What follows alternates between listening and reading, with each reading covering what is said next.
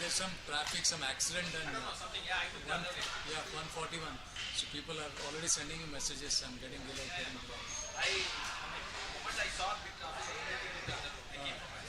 Oh, backside. Okay. I think people are stuck there.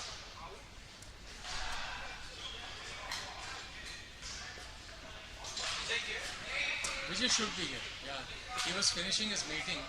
On the hindsight, I thought I should have delayed this a bit, but I don't know whether there's any right or wrong time. I thought 6 o'clock. We have the 5 o'clock parents, we have 7 o'clock parents, 6 o'clock parents. Everybody, yeah, 6 to 8, and there's so many things, especially kids. Many parents are just got their kids into training, so they have been asking me. We need sessions. We need so that way.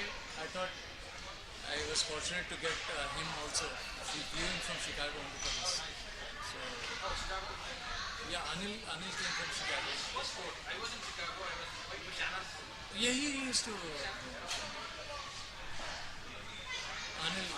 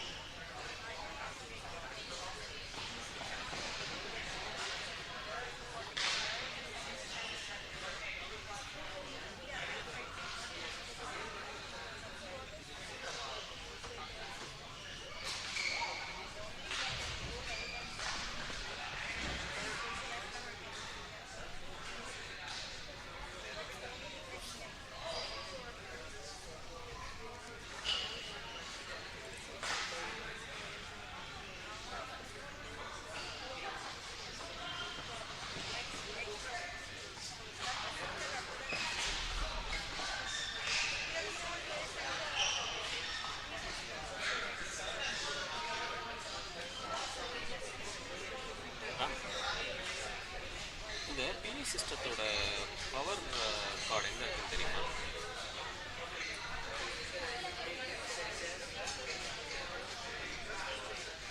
ஆமாம், டோர்னமெண்ட்டுக்கு அப்புறம் அங்கேயே தான் கனெக்டடாக இருந்தது. மைக்கு கண்டுபிடிச்சிட்டேன், system கண்டுபிடிச்சிட்டேன்.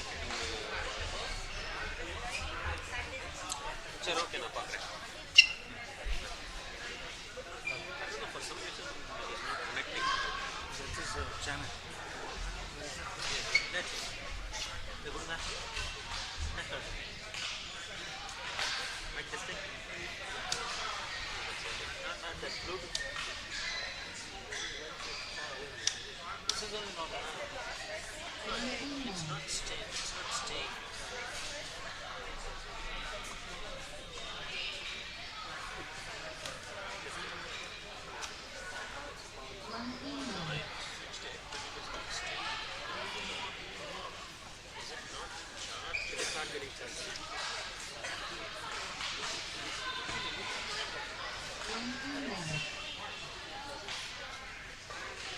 It should stick, right? I mean, where did you get this from?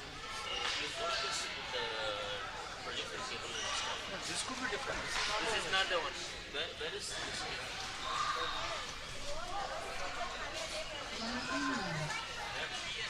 Power cord. Power cord for PA system. Power cord for PA system.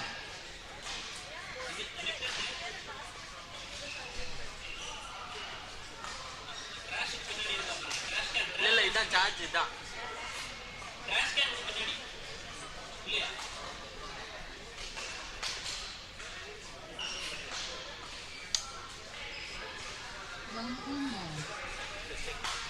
Ranga there? Ranga?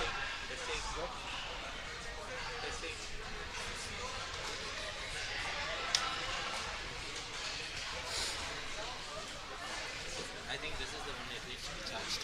Which one? This is the one that needs to be Ah, charged. this is no power. Power is going to charge it. No, it is not charging. It's power point. The power only is not good because only the Oh, it is to be green light. no.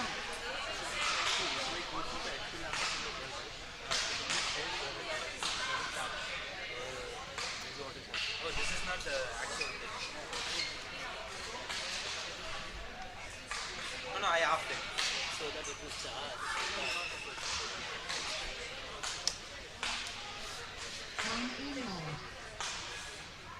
Which it needs to go. No, that's it. It's off. Off now. Literally it is off. It is not on because there is no power. This is on.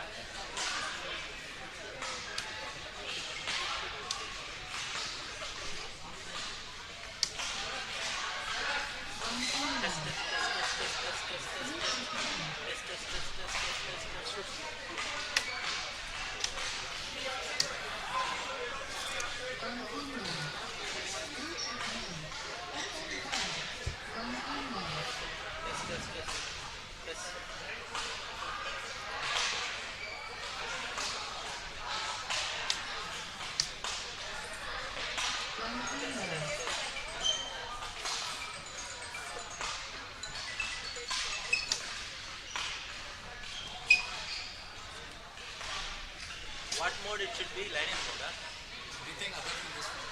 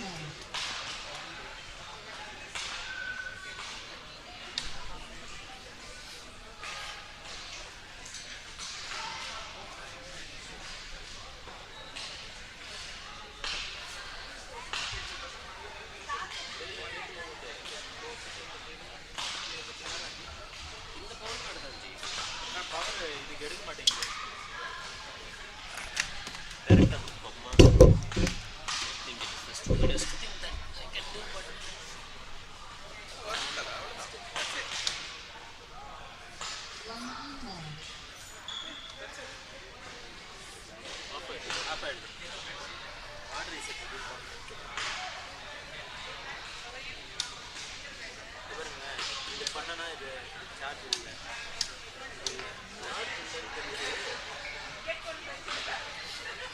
இப்போ இது போட்டுனா இது மேலே இருக்குது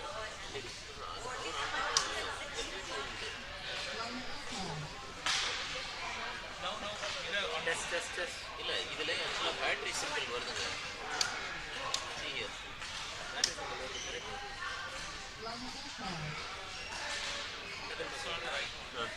அப்படியே ரொம்பவும் விட்டுரும் of இவ்வளோ நேரம் நான் போட்டு தானே வச்சுருந்தேன் ஆஃப் பண்ணி. நீங்கள் வந்ததுக்கப்புறம் தான் ஆனே பண்ணேன். என்ன பேட்டரி இது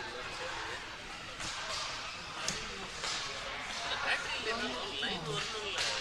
லைனு i7C வருது என்னன்னு பாருங்க. இந்த மாடல் நம்பர் போட்டு மாடல் டிஎஸ்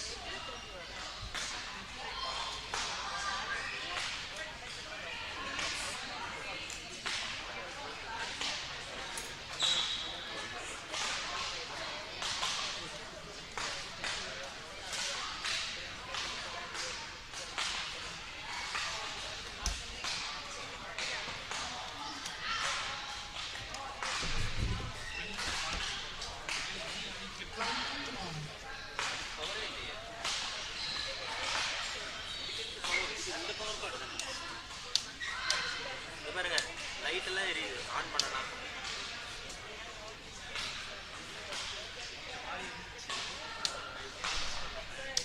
வந்துச்சு அந்த மாதிரி.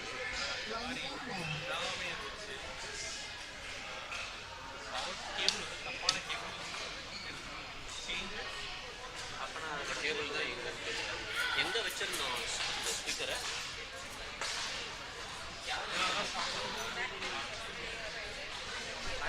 ஆரம்பிச்சிடலாம். இது போட்டோன்னா ஆரம்பிச்சிடலாம். பேடி நீ யார் இதை ஃபிட் பண்ணான்னு தெரியுமா? இல்லை கடைசியாக கலெக்டினது யாருன்னு தெரியுமா? நம்ம மக்கள் தான் யாரும் நம்ம தான் லாஸ்ட்டாக கழட்டணும். டோர்னமெண்ட் அன்னைக்கு யார் நீங்கள் கழட்டுறீங்களா? நான் கழட்டல. Anshuman கழட்டா. Anshuman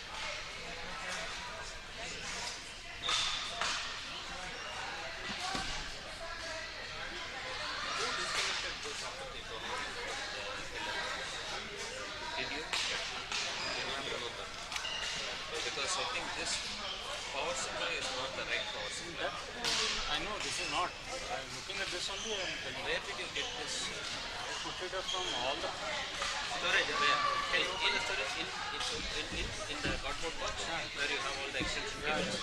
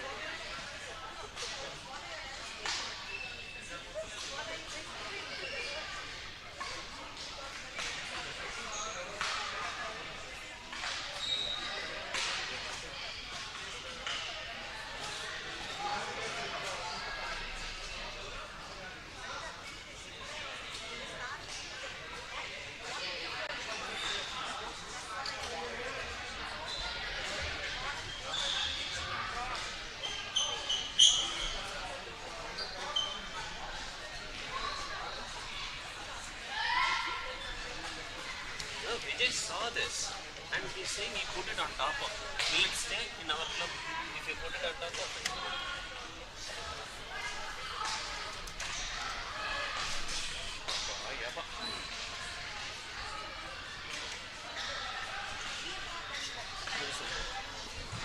Check, check. Check, check.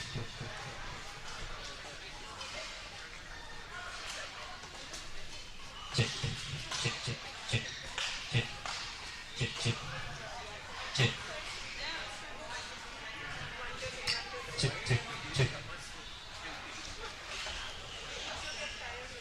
check, check. I have no comments here, but I am waiting for something from late to at least get the last one. Check, check, check, check, check, check.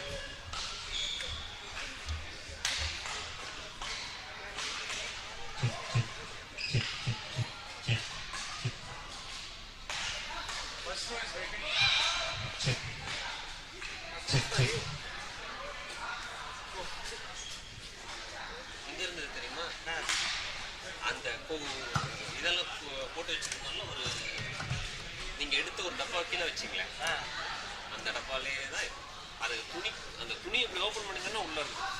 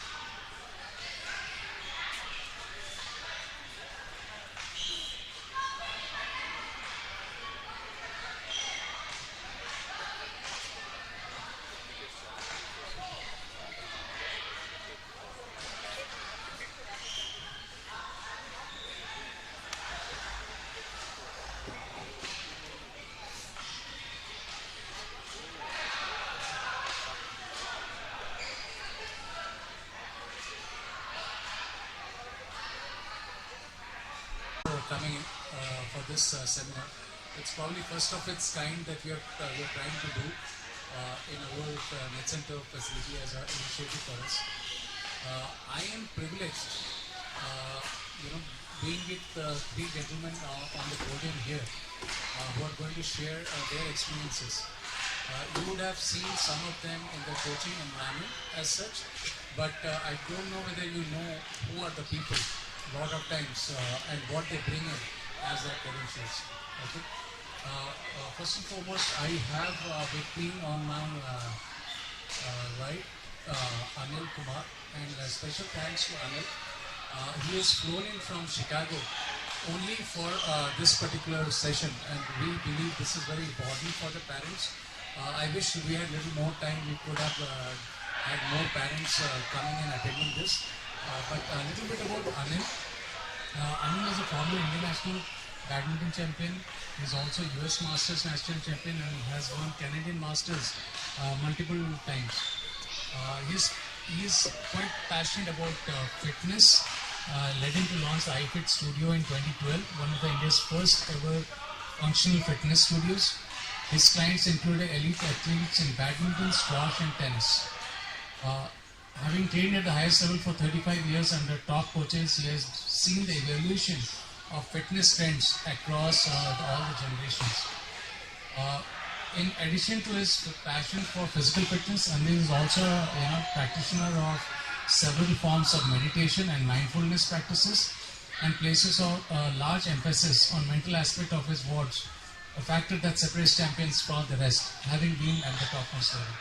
So thank you, Anil, for really accepting our invitation and coming over to Nets Turf facility.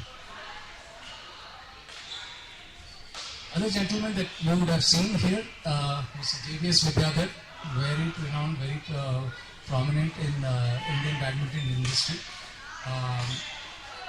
When I first met him was in South Korean World Championship, or there even I didn't know what he brings into the table. But thankfully there was a lot of good connect, and we had a kind of a true passion about what we want to do. He has been a national champion. He has won 3 times. He's been a national champion not only in the singles but also into doubles. He's migrated and shifted between singles and doubles. Very few people in India or globally have been able to do it, and he can share about his story. He's won medals in SAF games, participated in Thomas Cups for India, have won in Asian Championship participation, and I don't even want to talk about other things that probably doesn't even stand up as much as being participating in SAF games, Asian Championship and Thomas Cup. But he will talk, and probably I would encourage you to have a discussion with him and hear more about what he has done. The other gentleman on my right, obviously, whom we have been seeing for the past 1 year, but I'm not sure whether we are all aware of his credentials at Beijing. Is not only a badminton coach, he's also a para badminton coach and certified para badminton coach. He's set up teams in para badminton for Guatemala national team. He has coached not only Guatemala national team but also Spanish national team and into various other teams that he has been there. He has been a sparring partner for Kevin Gordon, who has been gone into an all-Indian semi-final, and obviously we have seen what he has gone. Kevin Gordon was born before at some point of time, so we are privileged to have him also as a part of our coaching framework. With all of these things background, I would like to initiate this session today. We are calling it as a parenting for success, and the reason I thought it is quite relevant for all of us is because I think we are all going through a different journey of the parenting while our kids have started playing badminton as a sport.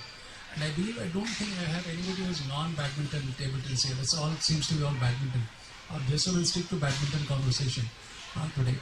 So, and I'd like to take only one slide. I'm sure nobody wants to hear me talk, but we'll let the right people speak about it.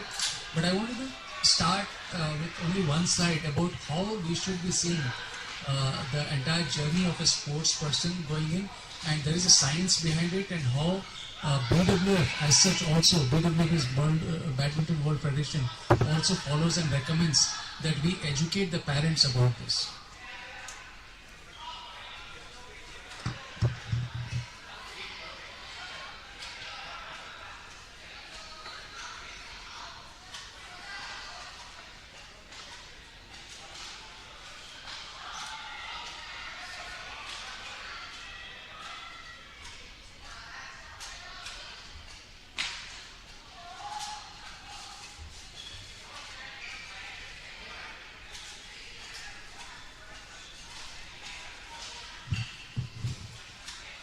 And there is a reason for me bringing this up.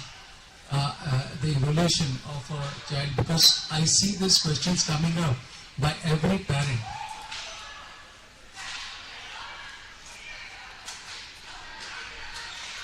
Any journey that a child takes, there is a different roadmap.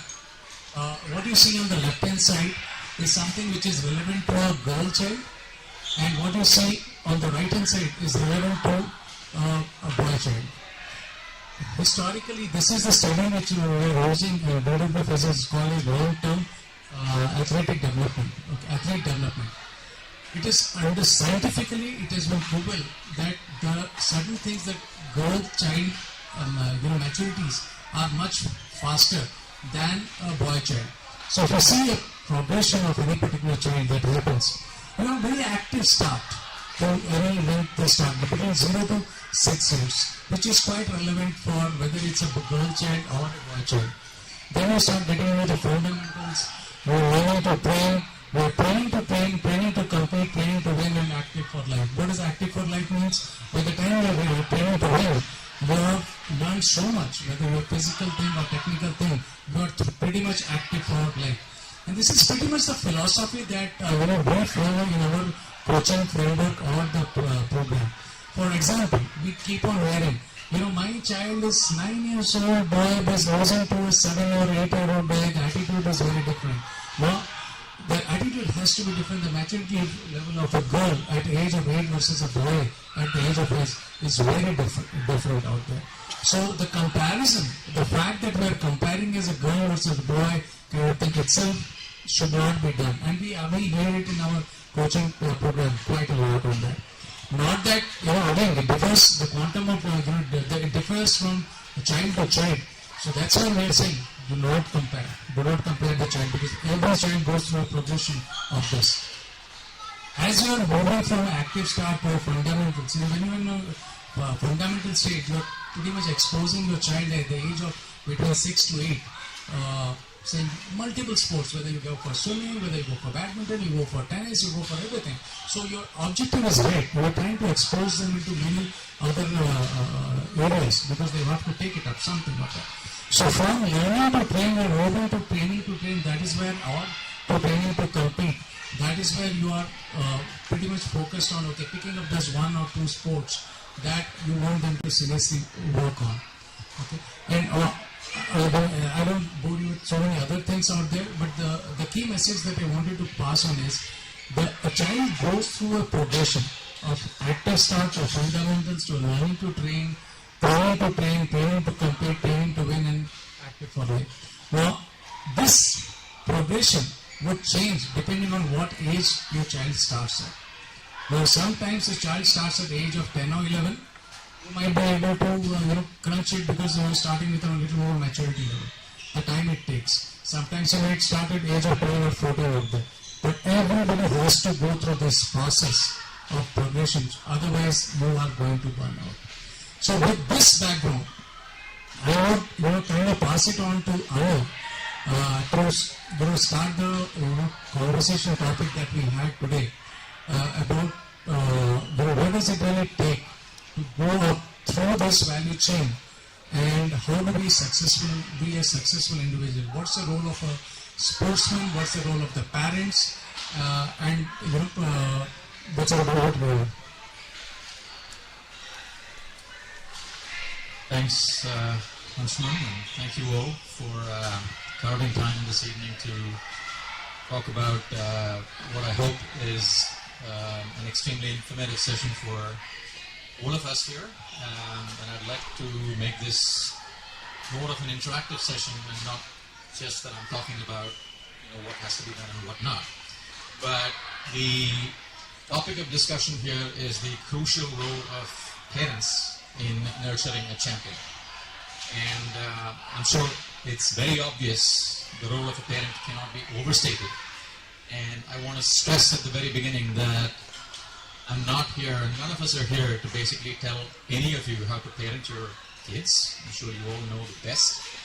But I'm coming from the aspect of someone like your child who has gone through this journey, starting to play at a young age, having played through the sub-junior level, the junior level, and the senior level, the pitfalls, the challenges, and some of the things that my parents taught me, I really took seriously, helped me to become a really tough player.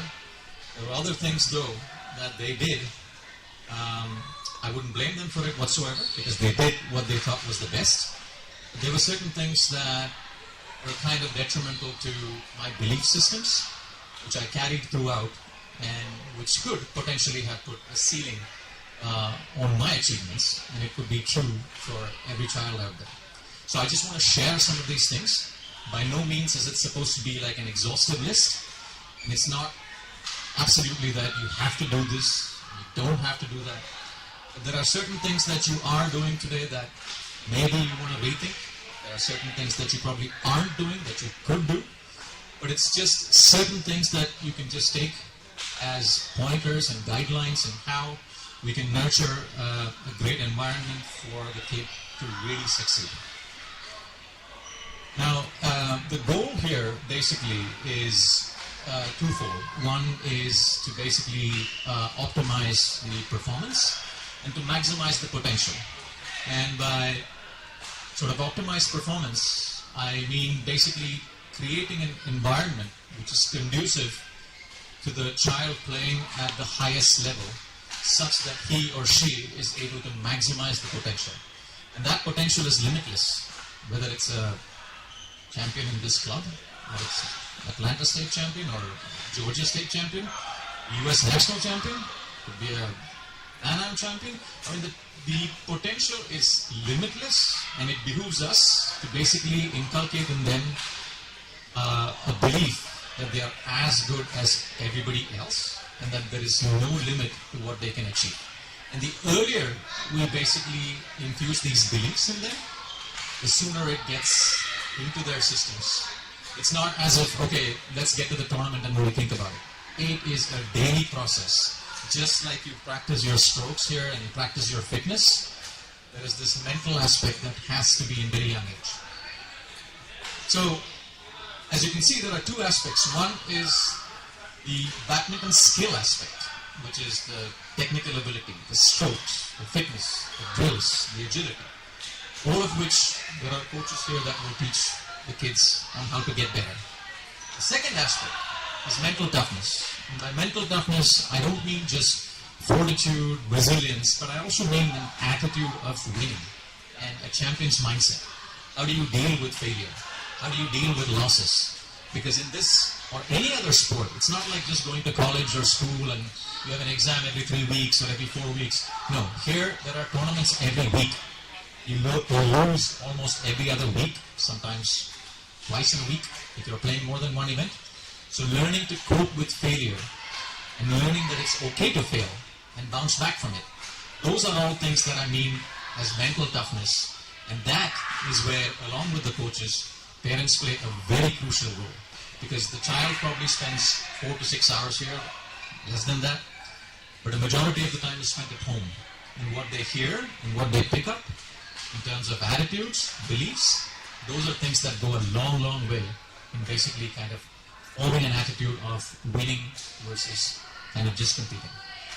At any point in time, if anyone has any questions, please raise your hand, because I don't want to be just kind of lecturing here, right? That's not the idea. So why mental toughness, right? I mean, a lot of people say, what is the big deal? It is a big, massive deal, because that's what basically separates champions from the rest. And as an example, I'd like to give you, I'm sure all of you have heard of the legendary Lin Dan and also Lee Chong Wei. Right? Two absolutely superhuman athletes, the best badminton players ever in a long time. But if you look at their records, Lin Dan has won 6 world championships. 6. Lee Chong Wei has not won a single one. He's a silver medalist in 3. Lin Dan has won 2 Olympic golds. Lee Chong Wei has won 3 silvers. I'm a huge fan of Lee Chong Wei as well. But why is it that when Lin Dan has won 6 world championships, 6, Lee Chong Wei couldn't win a single one? It's not about his game. It's not about the lack of fitness. It's not about the lack of strokes. It just comes to what's in the head. And if there is a limiting belief somewhere that I cannot beat Lindan or I cannot be a champion, that at some point goes into limit your achievements. Like, it's not a coincidence that he has lost 3 Olympic finals. I can understand one, I can understand the second one, but in the third one, he actually beat Lindan in the semi-finals and went on to lose to Chen Long in the finals. So there is a strong case to be made here that if you're not mentally tough, then your achievements can be limited. Another great example is in tennis, where if you take Andy Murray and Novak Djokovic, were at the same age, they started practicing in the same academy, they did well in juniors, but today one has 3 Grand Slams and the other has 24. And if you see their attitudes on court, you see an Andy Murray almost all the time, he's kind of whining, he's chirping, he's looking at his coach and he's complaining. Well, you're playing the game, you make a mistake. Why would you look at your coach and argue with him? It's you who have got to do it. But that's a victim mindset. No, I'm doing it, it's not working. But if you see Djokovic on the other hand, he's mastered the mental game. He's overcome champions like Rafael Nadal and Roger Federer at their peak by losing to them, by working on his mental toughness. Everybody talks about his physical abilities, and I think what truly sets him apart is that he is a winner on court even before he goes in there. Most of his opponents are like, oh my god, it's Djokovic, we can't even beat him. Right? That is where mental toughness surely comes in. And if you see this video, it shows you 2 young kids. You can see the difference in their attitudes when they approach a competition.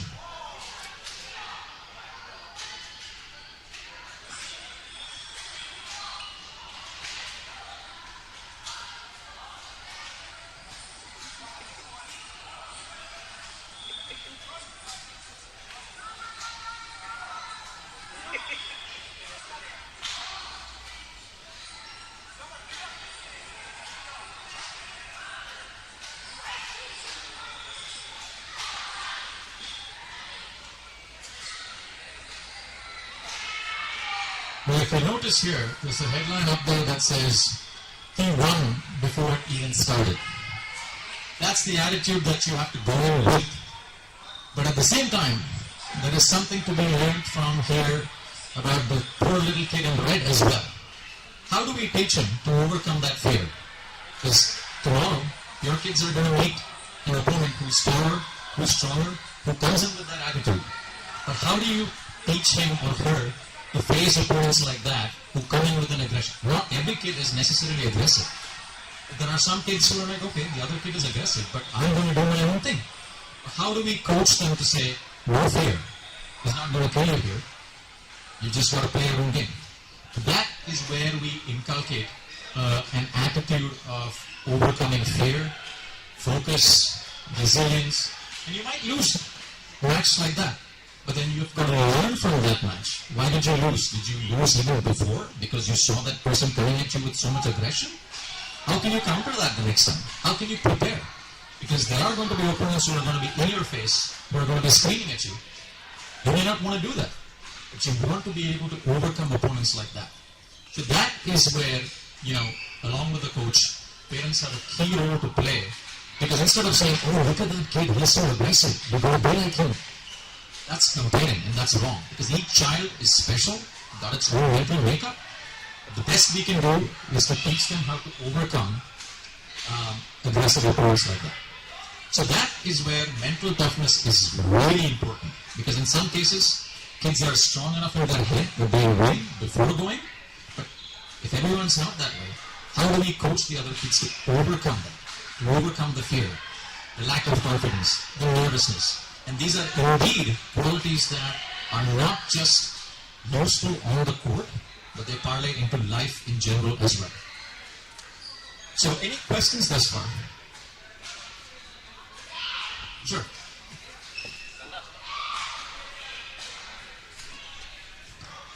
So on a similar way, we said that if your kid is approaching a game, they somehow feel that the opponent is strong enough. They will sit in or they like chill or whatever. there will those cases where my kid can feel that the opponent is better. So, if could, can we give me some examples, some concrete examples that how you can deal with that? Let's say you lose that game, but then how you deal with that? That's a great question. And, for kids especially, I think they learn better when they look at concrete examples, right? We can give them all kinds of quotes. For example, if we tell them, legendary football coach Vince Lombardi once said, it's not the strongest man or the fastest man who wins, it's more often the man who thinks that he can win. Now, if you tell that to a child, it's like, okay, who is Vince Lombardi anyway, right? But if you show them real examples, for example, if you see the US Open final in tennis recently, where Coco Gauff, which is probably 5'7", 5'8", was playing a much bigger and stronger Arina Sabalenka in New York, right, with 40, 50,000 fans cheering and expecting her to win. It was a lot of pressure. She lost the first set 6-2 because the other girl was bigger, stronger, hitting much harder. But what this girl did was just basically weather the storm and believe that, okay, that's not going to last forever. I've just got to play my game. If she's big and she's strong, I'm fast. I'm resilient. I've got my own strokes. So it's controlling what you can control, because you cannot control how big your opponent is, how strong your opponent is, how fast your opponent is. Every opponent is different, right? But you can control what you can do. Right? Prepare the best you can. And if you lose that match, the best thing you can do is help analyze as to why did you lose. Did you lose because you were really inferior to him or her? Or did you lose because you were afraid looking at how big and tall or strong that other opponent is? Right? And if the child says, well, I was scared looking at him or her, then you know that it's a mental thing. And you can coach them to say, it's not about just how big or tall they are. You have your own skills, right? You may be shorter or you may be whatever it is, but every child has their own strengths and their own weaknesses. So analyzing that and helping them prepare and understand why they lost to that opponent that day is probably key. Now, if you help them prepare before, it may not always help, but a post-match analysis is extremely important, because you can say, see, you lost because of this. Either you were too slow, or you got tired, or your strokes lacked length. Or you can just say everything was good, but you were too scared. Right? So you can identify what was the cause of the defeat, and then help them to kind of prepare for that for the next time. And basically, I think in a nutshell, it's controlling what you can. You cannot control how big your opponent is, how aggressive he or she is, what they bring to the court. You can only control your attitude and how much you prepare. And as long as you do that, you will be fine. Another follow-up question. Sorry, Anshuman. I have seen, at least in my kid, and I have noticed in other kid as well, that whenever our kid approach to an opponent strength, like whether sometimes the strength will, the opponent will be better than my kid, and sometimes opponent will be much weaker than my kid. In both situations, I have seen my kid, not only my kid, but I have seen many other kids, their philosophy, the way they approach the game becomes totally different. Not only, they don't, even if the opponent is weak, their strategy changes and they started feeling confident. How do we deal with such situations? Yeah, that's another great question, because if your child perceives that the opponent is stronger, then there is an attitude of fear that you've already lost before because, oh, that's a higher seeded player. On the other hand, like you said, if they perceive that it's a weaker player, then there's overconfidence. Right? Oh, I can beat that person. And suddenly you go in there and it becomes a dogfight, and they don't know how to come out of it. Right? So this is where pre-match preparation is extremely important, where you analyze an opponent, but don't overanalyze, and don't look at, see, a lot of times it's the law of, A beats B and B beats C, therefore A beats C is never necessarily true. So a lot of kids look and say, oh, I beat this person and that person beat that person, so I can beat that person, right? And so I'm confident. Or the reverse, where I lost to this person and he or she lost to that person, so I'm going to lose to that person. That never holds true in sports. So it is about approaching each match with, the best that you... So try and analyze that opponent's weaknesses. Right? What are that opponent's strengths? what are their weaknesses, regardless of whether they are perceived to be better or perceived to be weaker, because that just puts pressure, right? Because if your child perceives that the opponent is weak, they're just going to go in with a casual attitude. They perceive that they're stronger, they're going to be unnecessarily nervous. So forget about their rankings, their performance. It's about what are their weaknesses. Can we basically analyze something? And sometimes that's also not possible. Tomorrow, for example, if your child goes to a tournament in Europe and has never seen the opponent before, all you can do is prepare yourself as to how much you can, right? Control what you can and analyze as much as possible. But beyond that, all these results about I should beat him or her easily, or I should not lose to him or her, that just creates mental pressure. So I think from the very beginning, if you can discourage that, that'll be great. Yeah, that's a good answer. Thank you. Glad it helped. So I just asked this question to Coach Vidyadhar here, and I think me and him have had a discussion. He has come across multiple such situations where he personally has encountered probably, kind of, and he had to work through his mind. And also you are mentioning about a lot of things around what happens in the Indian camp and how you help them recover from that. If you can share some of the examples, that would be helpful. How some of the examples that Anil mentioned, how a particular player actually overcome a particular situation to win a tackle or overcome certain things, what kind of regime they do in the practice to make sure they overcome it, those meditations that needs to be done. So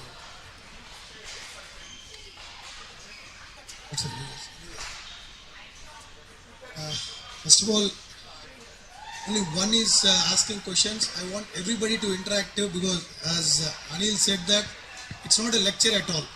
We want all the parents to be interactive so that at least you can guide the other parents and you can tell your kids also what you are going to listen here. Okay, coming to the point, now a lot of situations we will be facing now. If I was a player and I have to face it is a 17 all, 18 all, I too lost lot of matches. But come for the next tournament, how to overcome it. And now as a coach, when I am working with the Indian team, I work with the Indian team for the Olympics, the team preparing for 2024 Olympics in Paris. I am one of the coaches in that. So now you all know, like if you take that, because all are related to badminton, if I take out Srikant's name, Srikant is now in a down phase. So he is losing all the tournaments. And now Pranay, at the age of 34, he started doing so well and is winning a lot of matches. So this is where the question what Anshuman has asked me is going to relate. Now when you are down, now Srikant is totally down and is not able to win a single match. Even in Thomas Cup, he lost his match. And at Thomas Cup, he won the match, but Sudirman Cup, what he played, he lost his match. So now coming to the point, now when the crucial time, whenever it is coming, now Srikant is totally, now he's working on his meditation. And then now me and him are already working on that with the kids. Like we are started the crucial time when the 17 all, 18 all, we started making the kids play the matches. Because we can start the game at love all also, 0 all when we start. They are not even bothered about that. Because when we say 17 all, when you are going, these last 4 points will be crucial for them. Still these kids whoever are training with us, I can say all the 4 groups, still they are not into that. They are not able to get that last 4 points, how to tackle that. This is what I have seen in NC also. Few of them, when they come on 17 or 18, they are not able to finish that because they are very eager to take the point. When you are there to just finish the match, you are 100% a loser. You are 100% a loser. Just take this point note. You can note this point and you can see the real situation in the match when this is going to happen. If I want to finish the match as soon as possible, I am going to lose the match. In that eagerness, I will hit everything out, and 1 mistake or 2 mistake if I do, I'll continuously commit the mistake. That's where your concentration needs and your focus, a lot of focus needs. Because if I take the example of even because I don't want to take some other example, if Mithun's match with Vishwa, it's a last match going on and we were watching the match and it was Vishwa was up with 18, 11 or 12 the first game, and he lost the game. Can anybody say why he would have lost the match?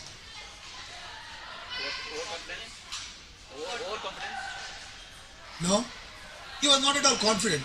Before going to match, I spoke to Vishwa. I didn't see that set, but probably I can make a guess. Probably Vishwa would have lost a couple of points in a row. No, that's all. That happened because see, he lost the game means he would have lost a couple of points. Finish the game early. He was in hurry. He was in hurry to finish the game, and his attitude was so bad. I'm not trying to point out our kids because the game he played was superior, but Mithun has held his nerves, and he started just playing everything in. That's where I'm telling. When the matches come to 17 all, 18 all, you should know how to hold your nerves and how to keep it on the court. That is what he was comparing the Lindan and Lee Chongwei. So Lindan knows because I played with him in practice. I saw so many matches in life. He knows how to tackle at the crucial situation, how to hurl them. He can how he can hold his nerves. That is where he's a gem. But again, so that is what I'm telling. How you are going to handle the power, the pressure. That is what it is going to matter. Yeah, please. Meditation is a little bit too big a word for the kids, but I have tried that. Me and my husband, we do meditation, but they are totally against it, the kids. But what about visualization? Visualize that you are going to do well in that point, in that moment. Will that work for that? See, I just want to make a very clear thing. Now, we asked our kids to do meditation. I'm not telling to meditate. Just make your mind calm for 5 minutes. Because once our routine life, every day, we have a lot of ups and downs in our day-to-day life. Because we have a lot of pressure and we have to handle.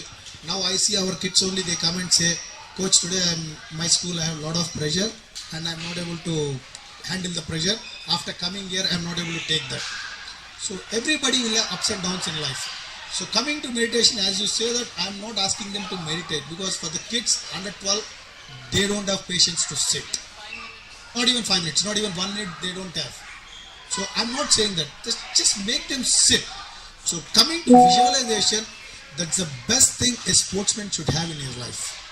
Visualization, if they don't have before the match, I'm telling it's a big failure. Not only in sport, in anything. Not only because if you want to reach a goal, if my target is I have to reach Anshuman's house, I have to put a map and I will go there. I have a target or a goal there, I have to reach there. The same way in our sports or anything, because now a lot of kids I am seeing, they just start in India, I'm just telling, or here also now parents are enthusiasts. They'll say in 1 year they want to become national champion in India. A lot of kids, I have my own academy. In 1 year they'll come and ask me, Coach, I joined, my kid is working with you for last 1 year. When will he be national champion? When will she become Sindhu? When will he become Srikanth? So this is the question from 95% parents. As he has already pointed out, that's a wrong thing. Don't compare your kid with anybody. If any kid playing sports, I'm telling they are something different and they are better than all other kids. Because it's not easy to sacrifice so many things. So you are making a professional. So now I have seen all of them like Advik, Mithun, all Avan, a lot of players. They are sacrificing a lot. You know what I mean? All the kids, they are enjoying in the evening when they go out with the friends and 6 to 8 or 6 to 9, they keep enjoying with the kids. These kids are struggling here. These kids are struggling. But once they win that, they forget everything. Even the parents forget, even the kid forget. Because if I'm talking as a player because I always sit in a player's bench. I don't want to take as a coach seat. I always think as a player. And because I played my 14 years for the Indian team, I played 3 Thomas Cups, I played World Championship, whatnot. I played everything. But the pressure situation to handle as a player is more tougher than a coach. Coach is tough because when all kids are playing, we take that lot of pressure. But when as a player, I can just play my match and go to room and take my rest. Also, the pressure point when they are like 17 all, 18 all, not necessarily the opponent is far better than him, but the moral support that was outside the court for the opponent, they have like 4 people supporting him, and for him it's only me or the brother, not a lot of support. So that's a wrong question from you. I can tell it's not a good question because this is what main problem with you, because now if I am there, my focus is not the audience, right? Not the spectators. What 4 or 10 or 100, I don't bother. So giving a live example with me, I played in 2002. In India we have one national games. So when we are playing, okay, I'll give you a live example. When I played in Jakarta, I played with a player called Budi Santoso. He was in 2001 All England finalist, and I played him in 2002, in 2003 if I remember. It's a JBC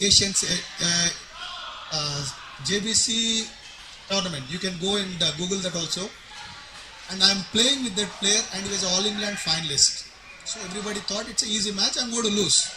But somehow whenever I play with a seeded player, I think I have to win, and my name should be in the headlines. My name should be in the headlines. When you win with a seeded player, only your name is in the headlines in papers or in on media or anywhere. Okay. So coming to that, now for your question I am answering. The Indian team, we are 6 players, and the whole, when you play in Indonesia, they get the drums. They get the big drums, and they'll be like, you play a local tournament in India, they'll be shouting. In an outdoor tournament, I'm saying, they'll be shouting, they'll be throwing, all that. But when you play in Indonesia, they'll be having the drums, and you can't even focus on your game. But I have made it because I won that game 17-15 and 17-15. But why I'm saying that is, you don't bother about spectators or audience. You are one, but he's going to play. He's playing alone, right? Why does he need all the 10 people outside? What does he need? Why are you thinking about the audience? Let 10 people cheer. That is where you have to show them, I'm going to prove with my racket. If I win, all the 10 people will play. Got it?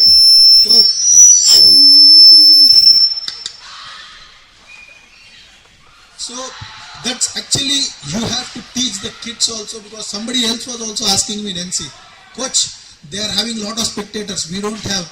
We need to cheer up. As a team, I totally agree that.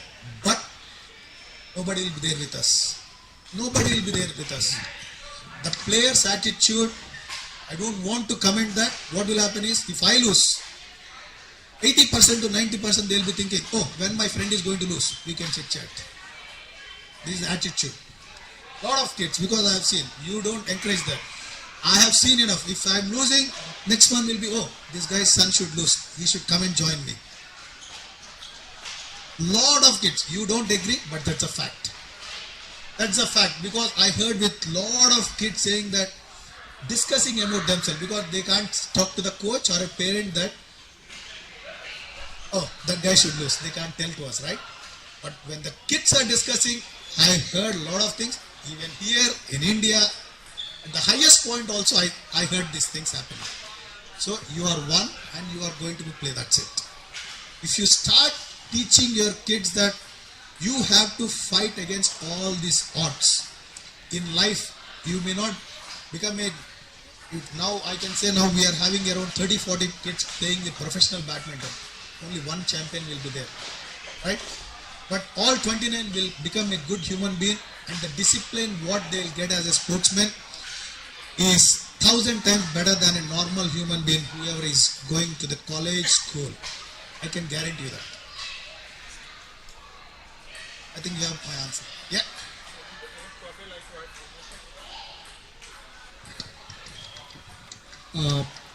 Not only as a kid, but I think as a parent, after 10 years, if your kid has competed in any sports, you'll be a better parent. That's my word. That's 100%. Without parent support, see, coming to that point, without parent support, it cannot do anything, right?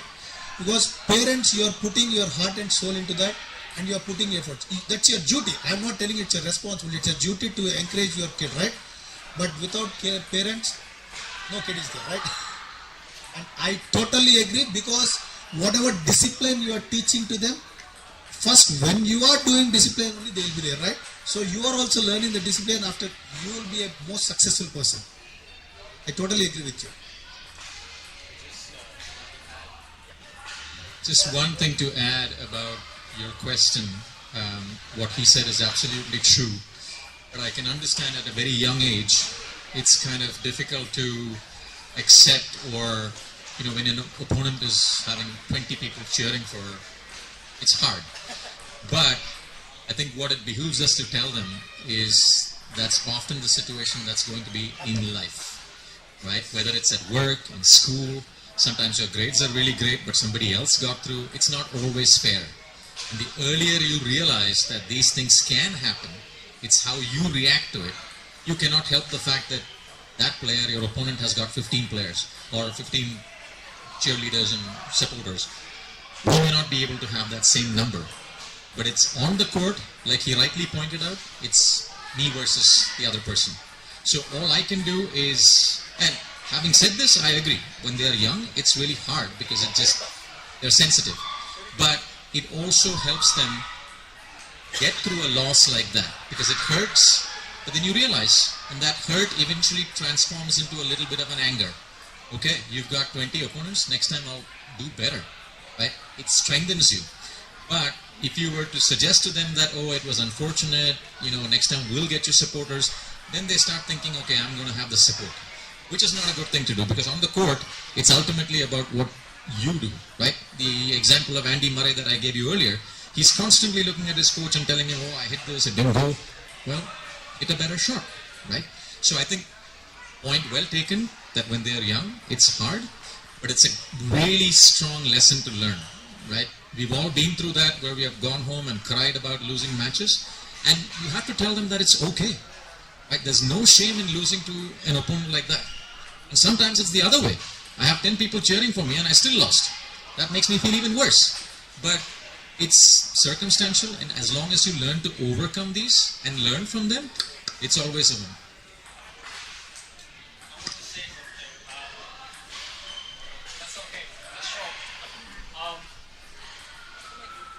Everybody wins and loses sometimes.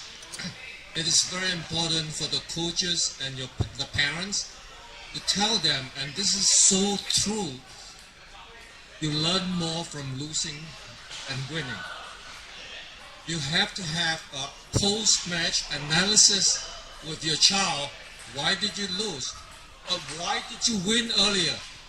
That's very important because everybody wins and loses throughout their life. The important thing is you learn more.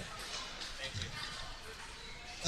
As Peter rightly said that, because actually what is happening is when the kid loses, the parents are literally torturing. It's like torturing. See, because I say that if I want to tell about my childhood, I started at the age of 10. My parents were never behind me, and now these kids are so lucky and they get all the privileges what we didn't get. And I'm talking about the best in the world, even because I was there in Tawfiq Hidayat's Academy. I went there, I went to Malaysia, we were training there. The kids what nowadays in the world, they are getting the best privileges, and you want to give the best, right? As he said that it's winning and losing, it's always a learning. Now I want to come to that point because he was there, Peter was there in the World Championship. I lost leading a match point.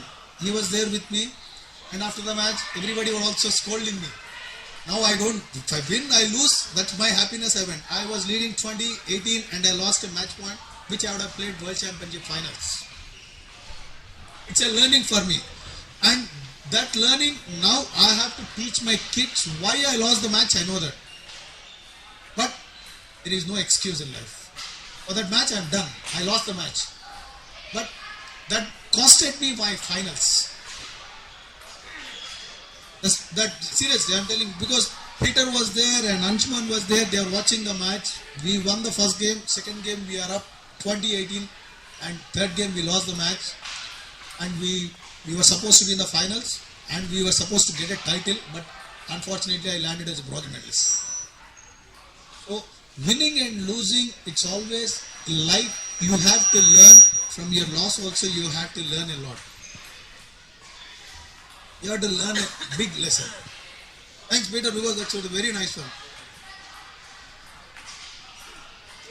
So I know we're speaking about the mental toughness, our preparedness for the tournament and things like that.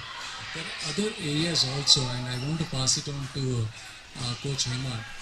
Now the situation he has been talking to me is, Guatemala as a national team, how they perceived in the badminton world, and then how is an individual like Kevin Gordon could defy all odds and still practice hard to beat everybody else in not only within the Pan American countries but also get into kind of the top positions in the world, getting into All England semi-final.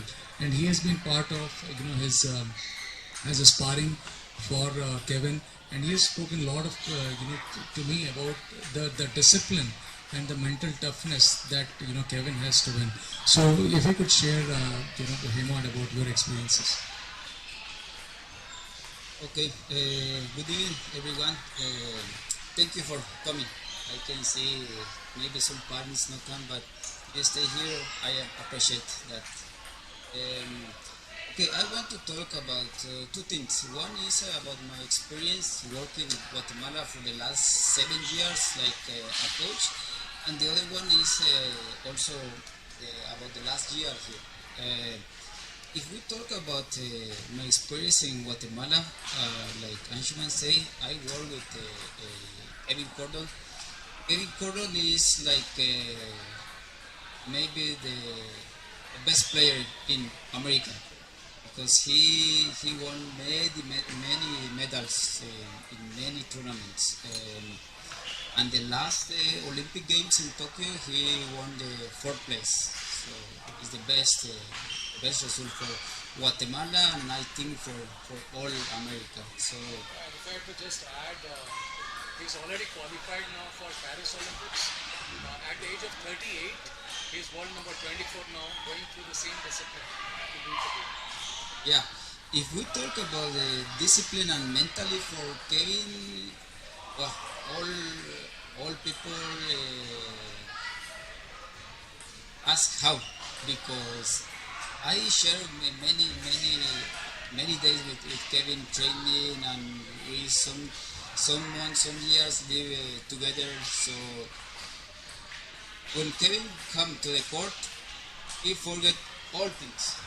He come 30 minutes before the start of training, and he forget all things. Also friends, all of us are friends, but when he start practice, he focus in his practice. He start and sometimes he listen music or something, but he go one corner, separate to the other players, and start focus with some extra exercise or any. But he start full focus 30 minutes before the start of training, and then when he finish, same thing. So. And then, like Guatemala Federation tries to work with all players or all national team. It's like 3 or 4 days during the week. We try to work some mentalities. So like meditation sometimes, or work on some special things like every player need, because every player work different. So. Here I try to understand every kid sometimes, because the kids come training, and sometimes I can see when the kid is good attitude and when the attitude is low. So my job like a coach is how to grow up the motivation for the kid before I start the training, because if they start with the attitude low, it's difficult for work with the kid. So. And then if I talk about our players, we try to the coach change the mentally before I start the training. So you can see now the last 3 months I put in the work every day one player lead the warm up. So I do that because they need to focus. If one player lead, okay, they say, okay, I lead today, okay, I need to focus. But they know they need to do properly everything for all team. So we try to change this mentally for the kids, and I think they did very good. They started improve good and all of this thing. In,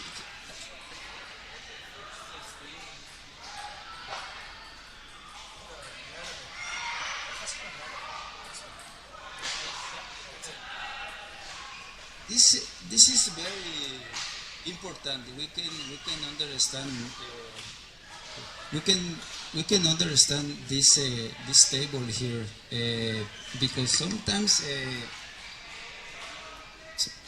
some parents ask me many things about your kid, but I try to explain you every time. If you come with me, I can explain. I don't have problem.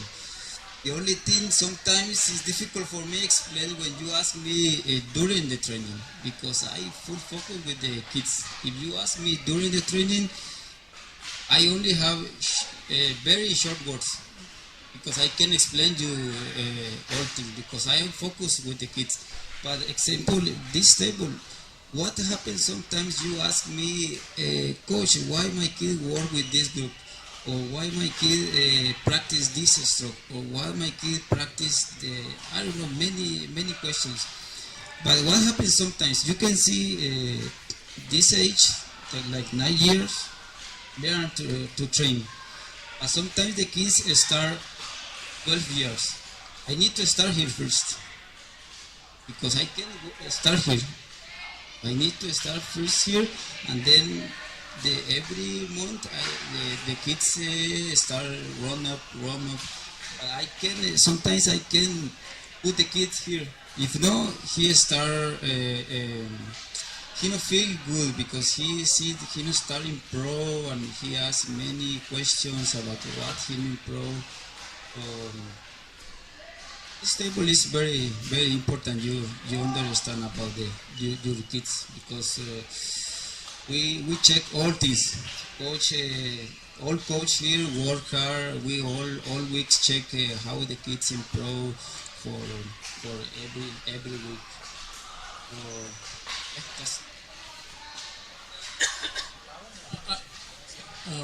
Just to summarize, one of the things I think is very important from the parents' point of view is what he mentioned about discipline in the coaching. Every time we get these questions asked, right, why is my kid winning and losing?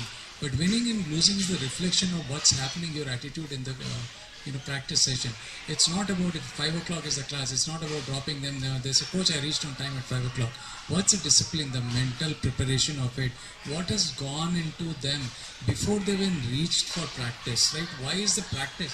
And I have learned this from all these people who have played at the highest level, right? Practice rigor has to be more than the tournament rigor. If you're not as disciplined in the practice, your results will be equally the same way in the tournament. Your mental preparation is not on what happens on the match day. It's about what you have built or inculcated before that in your practice. If you have not planned for it, your results will not happen.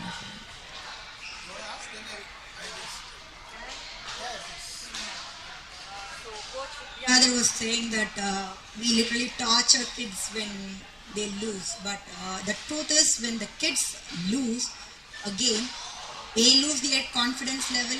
Similarly, parents, we too lose our confidence level. So my question is, how will we know whether our kid really have the potential to become a great champion? Because when the kids continuously lose, right, so we also lose our confidence level. So I get this question a lot, okay, and I can write a book on this. Looks like, but yeah. So no, it's like we talked about almost last 1 hour, right, about how do we give confidence to people. So our body language, and I have been guilty to it myself, and my wife would have been there. She would have been telling me. Probably because of me, I'm not. Nobody's there to educate me. Probably a couple of years of his life went away. He stopped playing badminton for 2 years, and I regret that till today. Specifically answering the question, the child has performed something in the court and has come in, right? What is there for you to lose? It's just a match. I think we have been talking about it, right? It's a process.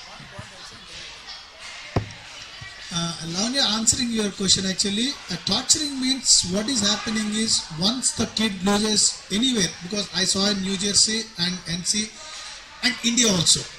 Lot of parents, what they do is, once you sit in the car, me and Anil and Hemad were just discussing before this, lot of parents are going to ask this. So I want to make it very clear, torturing in the sense, what is happening with the parents is, already the kids are down. When they lose, the coach is going to scold, right? The kids are already down, they are literally crying. Above all this, the parents, when you reach there, they'll start saying, what nonsense you are doing, we are spending a lot of money, time and everything you are going to say. The kid totally he is going down. I'm very clear in what I'm answering, because I'm not discussing about the US kids. US kids are, I can say, they are very sensitive. And Indian kids are rough. And because we treat them in that way. And because to give a punishment here, I get scared.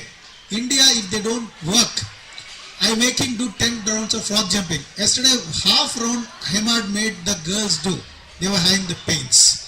I'm not telling, but they will get tough. But only thing, what my request for all the parents is, after they lose, the same thing if you start encouraging, that's okay. One word will make them very strong for the next tournament. I'm seriously saying, because this, why I want to say is that, I don't want to name the parents. He is one, and one more parent is here only. When they lose the match, they told, that's okay. That's okay. I heard from two parents. I'm telling very seriously. They said, that's okay. You lose, get ready for the next. You learn a lesson.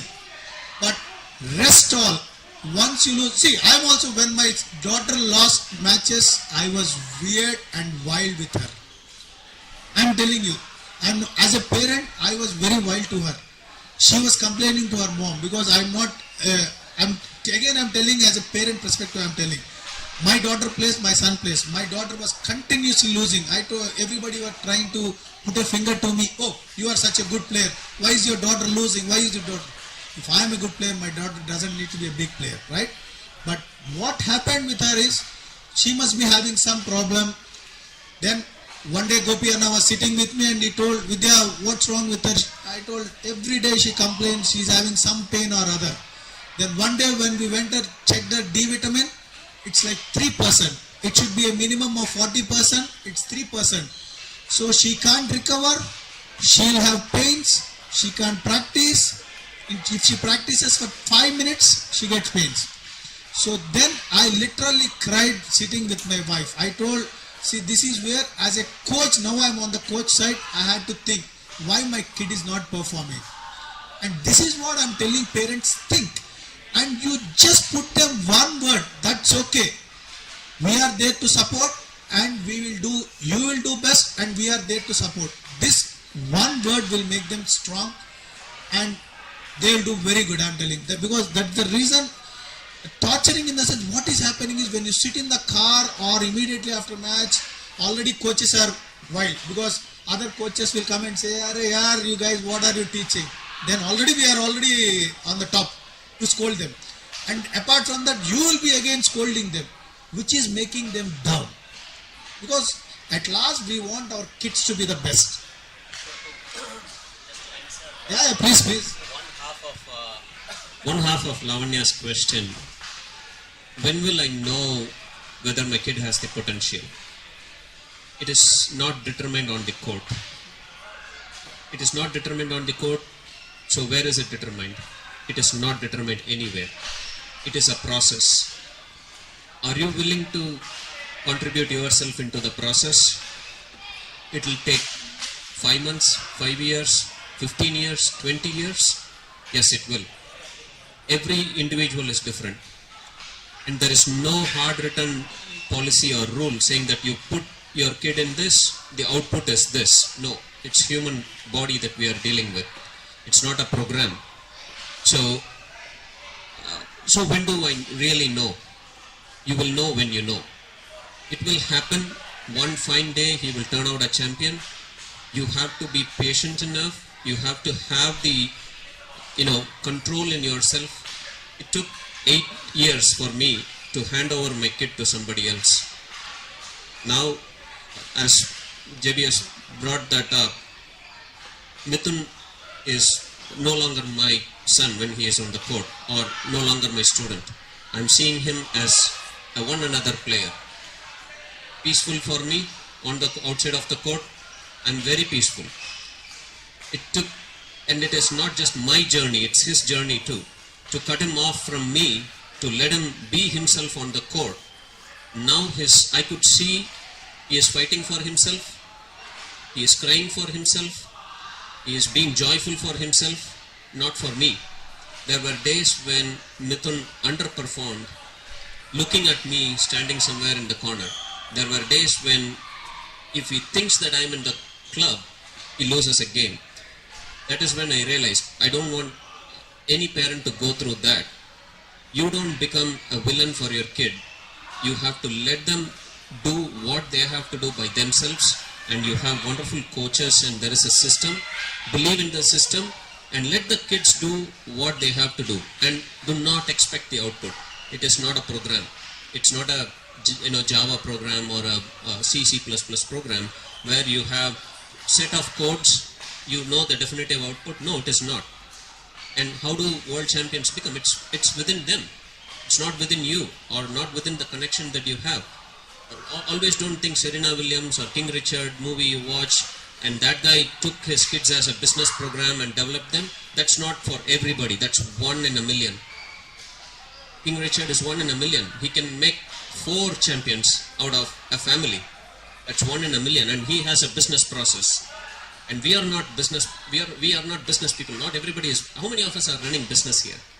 Right? We can't even run a business. We don't know what investment that we do and what gets out of it. We are dependent on multiple other factors. When your business is dependent on multiple other factors, you are thinking that your kid is dependent on you. No. When you hand over it to a system, believe in the system, and the kid will mature himself into the system, and the output will automatically come out. So, for your question, there is no answer, and do not look for an answer. If you don't look for an answer, expectation is very less, and you will take even a single victory on the court. 1 set victory is also big for you.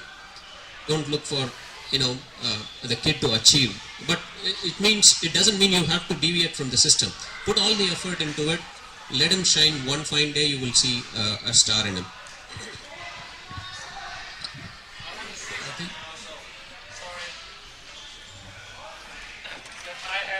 I have known Gopi for a long time, and I must say that I congratulate you, and I'm happy you make that change. It's good for you, it's good for him. Now, as far as whether my kid is going to be a world champion or not, it doesn't matter actually. I think it's more important and that sports is such a thing that it gives you a lot of training, teamwork, respect, coach, and assistance, hard work. There's a Chinese saying, I think you have that in America too. If you're willing to pay your dues, you can be anybody you want to be. Okay? Now, you may have invested a lot of time, a lot of motivations, a lot of supervisions, a lot of encouragement. But what you will get 10 times more is that he will be a better person. He will be a stronger person.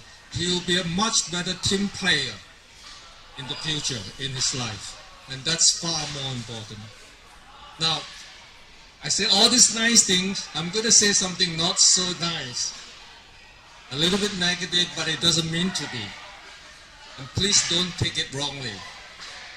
I have seen a lot of tournaments on the sideline. I think a lot of parents are too involved being a sideline coach. That is bad for your kids. And that's also bad for your coaches. Because in the middle of a match, in the middle of playing, you don't tell your kids what to do. especially when it's something negative. Okay? So please don't take it in a negative way. Okay, thank you. Thank you. So, no, I think glad, Peter, you brought that up. That's one of the points we are going to definitely discuss. But I think one point I would want to bring into, just to conclude on this, and I'll come to you, Kavita, after this. It's not only the comment that you make for a child, for yourself, which actually takes back the training program by almost 15 days to a month for the coaches to make sure that confidence is back on that particular child. So it's not about what you make or what I make to about my child. We as coaches, if I put my hat, we have struggled now getting that motivation back, right? We will all agree about it. Right? Yeah, the thing is, I cannot take stress. That's why I don't want to watch my daughter's game. I keep away myself out of the court or out of the entire academy. Is it okay not to see her play but encourage her? Just the encouragement, not anything to do with how to play and what strokes to take, what not to take. Is it okay to not to involve in that? Yes. Yes. If you don't involve, they'll do much better. Thank you. I'm pretty sure about that because as a kid, I played my whole life. My parents have seen only 3 or 4 matches in my whole life. The first tournament they saw was in 1996 and the second one in 2002 when I was playing my National Games finals. Out of the 4,000 audience, they were somewhere in the audience, I didn't know. They have come also, I didn't know. After the match, we won and the crowd, they were almost lifting us. They were, myself and Chetan won the national game for the first time because all Keralates were the best in doubles at the time and we broke that and we won the tournament. So whole crowd was cheering and then I saw my mom and dad there in the audience. Why I am saying this is, children when they see their parents, they have this soft corner. They have the soft corner and they'll expect something. Oh, they will do something. They will do something. But when the softness come on the court, whatever they have to play, they will forget. That is the reason I say that parents, please encourage them, but don't sit in front of them. Giving water bottle, towel, everything. I'm telling that I told all my kids, parents, whoever are training with me in my academy, in my own academy, I told them very clearly, they can see a match when they play on Saturdays and Sundays, they can watch the match. But rest 6 days, some parents are there, why should we not watch? Are you sending to school and are you peeping through the window to watch them? No. So if you have belief on the coach, please leave. And he said a right point, there is no answer for when I am going to become a champion. I started in my game in 1989 and 1990 I was joined in a hostel and I am the only son in my family after 4 sisters. It was a painful job for my parents to leave me in the hostel. But I took all those pains.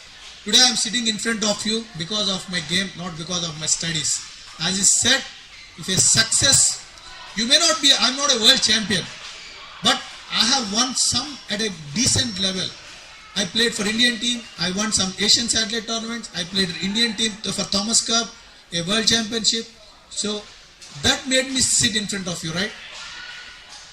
Anyone, now my perspective when I came to US, when Anshuman called, I thought the standard is so bad. I'm telling you very openly. And he said that you have to come, you have to help our kids. I'm here in US, this is not my first time, this is my 11th or 12th time I'm coming here. I used to do coaching in Virginia and I used to do in Boston. Myself and Andy Chalk, we used to play every day in Boston. But after coming here, you believe me or not, the standard what I have seen is damn good. The standard of badminton has gone up really well, but where I feel is Indians, as any professional player, we play like 6 days or 5 days. But The problem here, what is happening is the preparation for the practice is zero. Preparation for practice from the kids is zero. We are trying to improve that. Now the work what we myself and Hemad are working is, when the kids come, when we say to them to feed and do as a feeder, they are not at all happy. They are not at all happy. They just want to play on the other side only. But the feeding job helps you to control the shuttle, and that's where you are going to learn more. If I ask my kid to stand and see the match for 10 minutes, they are not ready. Once they learn the patience and the feeding, I'm telling these kids, very soon you are going to have a champion. You take it today, and when I come back again from India, you will say, this is my champion. You will only come out and tell. I'm 100% sure in each category. Now you all know that they have really done well in NC, and in Frisco, he said that it's an even bigger tournament. I don't care it's a bigger or a smaller tournament. I'm pretty sure about because as a coach, I should have confidence on my kids, and they should have confidence on the coach. If they don't have confidence on the coach, we can never do that. Adding to what Gopi has said, lot of players in Gopi's academy, they are there from the academy opened 2005 till the time to today. Still they didn't have performance. Still they are there. But now they started getting. That means almost like they are having patience for 18 to 19 years of patience. I'm not telling to wait till long, but have patience like 3-4 years, leave the kit. It is not an overnight process. The first day when I came, few people asked me also, I'm not going to do magic. I can't do a magic show and I can't make a champion. But if they believe me or Hemad or Anshuman or Gopi or anybody, whoever is coming here, if they start believing and work what we are saying, and a champion, if you have to make a champion, they have to do something extra. If I tell this and they are done and they go back, they will never become a champion. What extra means? Because you have a limited time in US, like you spend 2 hours, you are all fixed up with all your whatever tuitions or schools and everything you have from morning to evening, it's done, everything. But you need to take some time, like half an hour or 40 minutes or some training. If you don't do, whatever we are doing on court is useless. Yeah, please. So far, for the past one and a half hour, we have been discussing about what not to do as a parent, right? So I said, don't go with water bottle to your kid, don't stay on the sidelines and coach, don't be a coach, don't talk about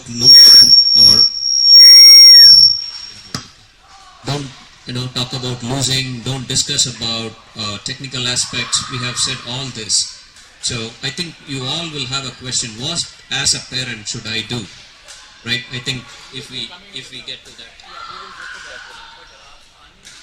Does have a point that he wants to share. Your question about should you not involve yourself at all because it's very stressful, right? I completely understand, but what I wanted to add, while I agree with what they say, is that it's not a one-size-fits-all approach for every child. Right? There are kids who would love their mums, their dads, whether it's a brother, sister, a grandparent, an aunt, somebody to be there with them. In that case, it sort of behooves us as parents to basically say, I'll be there to support you, even if we have to go through a lot of anxiety and stress. As long as we are able to sort of control our emotions, because if he or she sees you getting really nervous, that doesn't really help. But sometimes just your presence is like a huge support for them and their performance goes up. But there are other instances where the parent gets too anxious, too nervous, and then the kid sees the body language, and then that is a detriment to their performance. So there's not really a completely, you should stay away or you should always be there. It depends on what the child really likes, because some kids really want their parents to be around to say, okay, there's a safety net here. So they are there to tell me, and they'll understand me better than a coach will, right? So I think it differs from child to child as well. Thank you. I think we'll... sorry. Yeah, thanks for all the answers. One last question. This is about how much rest they should take, because I have two boys coming here. One of them is all badminton. The other one, he does badminton and he also goes for cross country. 6 days a week cross country. 3 days he comes for classes here. Another 2 days he just comes for playing with other players. So How old is your son? one I may ask. is 14, another one is 15. This one is 14 and he's very rambunctious. He's all the time hyper. He wants to do something all the time. I don't want him to get worn out. Yeah, that's a risk, and while there's no straightforward answer as to 3 days of cross country and 2 days of badminton. 5 days of cross country. Right. So if that, like I said, if he's someone who has a lot of energy to burn, then yes, definitely. But at the same time, if he's a doubles player, for example, who needs explosive skills and explosive speed, running cross country is not going to be very conducive to that. Right? For example, if he's a singles player and he runs cross country, then great, because it's the same set of muscles that are being developed. But what could happen is he's burning a lot of energy, but at the same time he could get fatigued too. And if his performance in badminton suffers, assuming he's a doubles player and cross country is at cross purposes, then mentally also it could get a little demotivating for him, that I'm working so hard, at the same time I'm not seeing the results. So I think there's a balance. Now it differs from child to child. Some kids have a lot more energy, and as long as you don't see them getting fatigued and exhausted and irritable, then that's a good sign. He gets exhausted, but the teenage stunt, they don't listen to parents. They will listen to the coaches. So Right, so I think it's very important, and rest is, I cannot overstate the importance of adequate rest, not just physically on the body, because they are growing kids, mentally as well, to run from cross country and then come to badminton and then juggle the demands of school and everything else. They have very little time for themselves. So it is important to set aside some time where they can just detox, de-stress, and just be with themselves. But it's a task that is up to a parent to basically sort of enforce, because left to them, they will constantly want to do more physical activity, until they learn the hard way that there's an injury, and then that keeps them away for a few weeks. So it's good to have a balance at every stage. I hope that answers your question. yeah, I let him talk to the coaches directly. Thank you. Thanks again on this topic. We'll probably, we have a summarization of the approaches that we have been talking about, pretty much falling into these three categories. But I would like to, I haven't seen this problem with this group that we have it, but I think probably where we need some help as coaches is as a coach, we have some fun going on, right? We call YouTube doctors or YouTube coaches or Google doctors, right? Those are the coaches like side of the fun. People come to us saying, this is a stroke so-and-so paying, and why don't you teach us, our kid? And we are taken back and saying, where did this come from, right? What is it? Do you even know what is your child's strength, weakness? How does this become relevant on it? So where I need help from parents is, try and discourage people, encourage people to watch YouTubes with all the badminton videos, discourage them to become a YouTube badminton coach, and let the coaches decide what is best, and trust the system and the process to do. There's no shortcut to any of this process. With that, I think, there is a summary, what I think. There are multiple different approaches that we are talking about. We have already talked through it. I'll not go over it. I think the ideal approach is a balanced approach to get started. Not get over-involved, not get completely oriented from them, but somehow balance it out and encourage them. With this, I'll hand it over to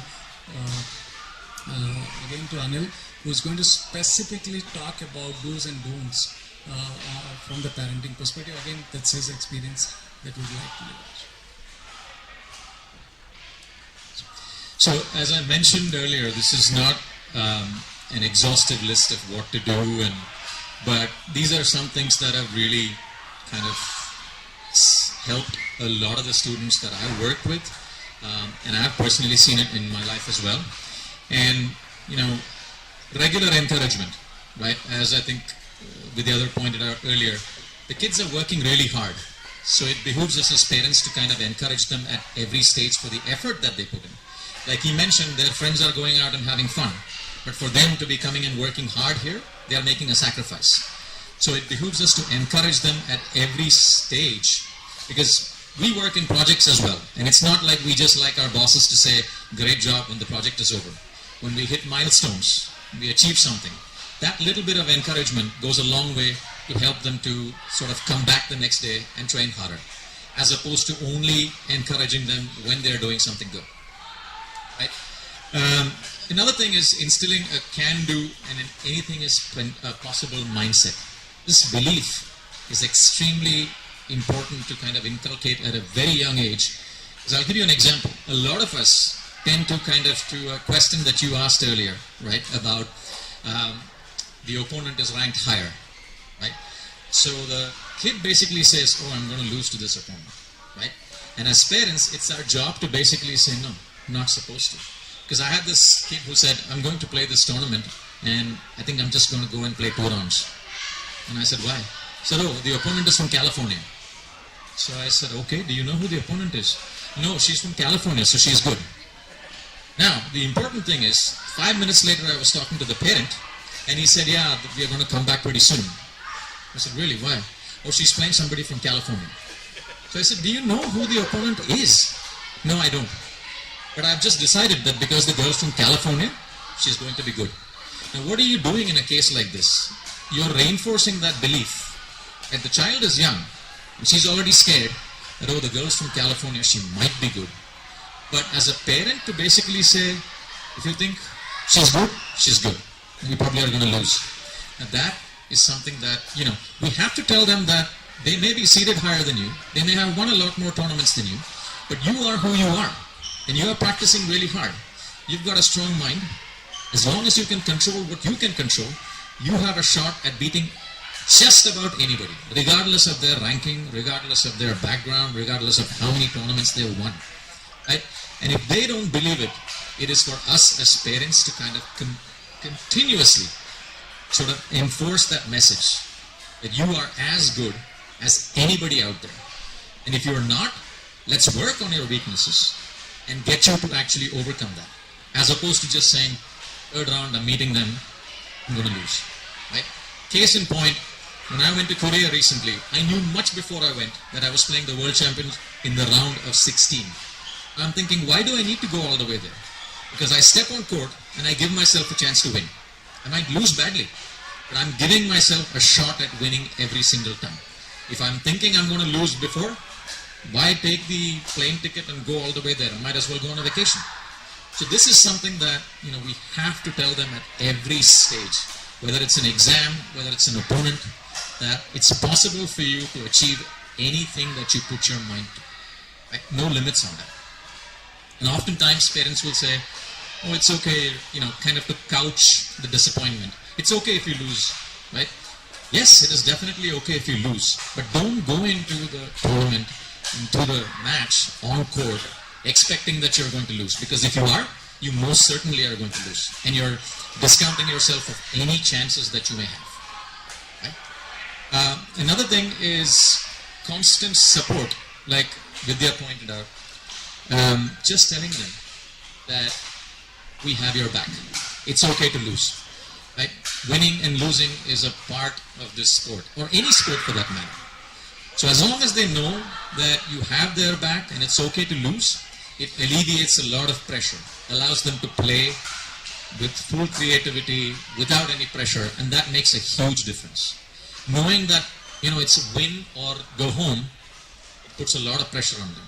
Knowing that the parents are going to say, oh my God, if I lose, what's going to happen? Right? That pressure, if you can just take out and say, I've got your back. If you lose, it's completely okay. Right? That's something that we want to do. And like I think, rightly pointed out, encouraging a post-match analysis of why we lost. What can we do the next time? But again, in a timely fashion. And if you lose, the worst time to do that is right after the match. because they are already upset about having lost. But if you sit the next day, let that disappointment sink in, and then try and do a post-match analysis about why you lost, it's always going to be beneficial. You win from all your losses and you learn a lot from your losses.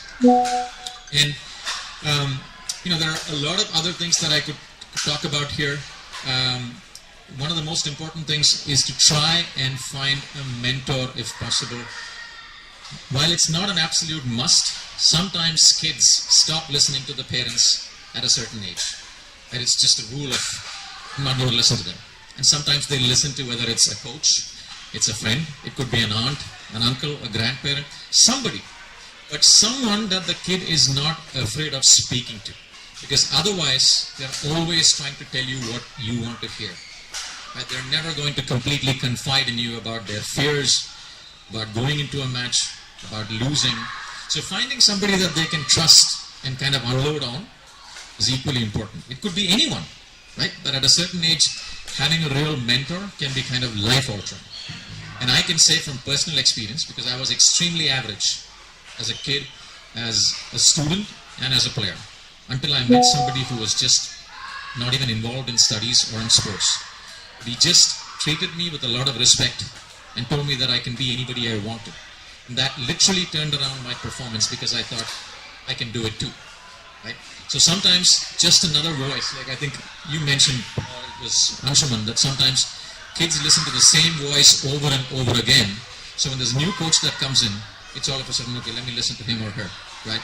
It's a novelty. It's a new voice. So sometimes that helps too. And celebrating every achievement, applauding every accomplishment, and sort of making sure that they're, you're highlighting every little thing that they do. Don't tell them that, oh, I'll only give you a prize if you win the whole tournament.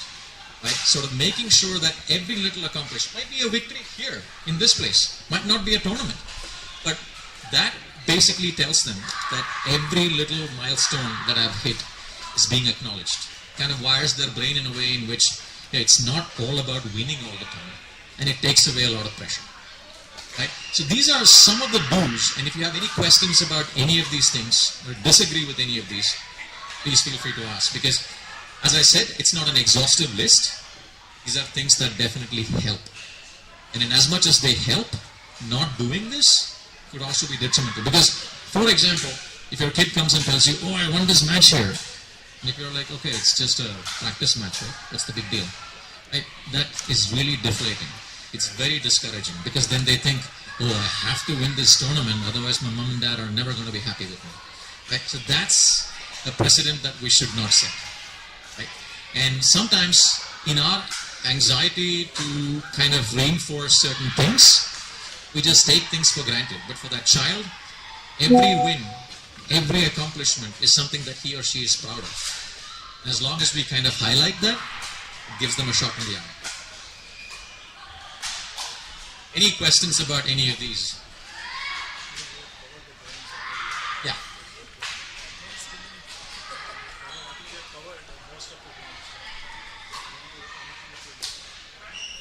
No, I think, among don'ts, I think one of the things that I wanted to just add to what Vidya said is about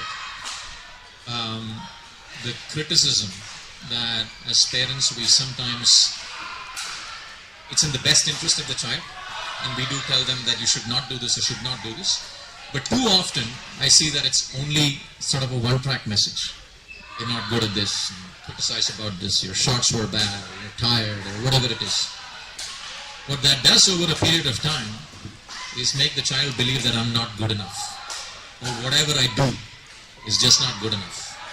The biggest examples are people who sort of will reach a certain level, but not go over that, because somewhere they have got it in their heads that I'm only as good as this. I'm never going to go above that.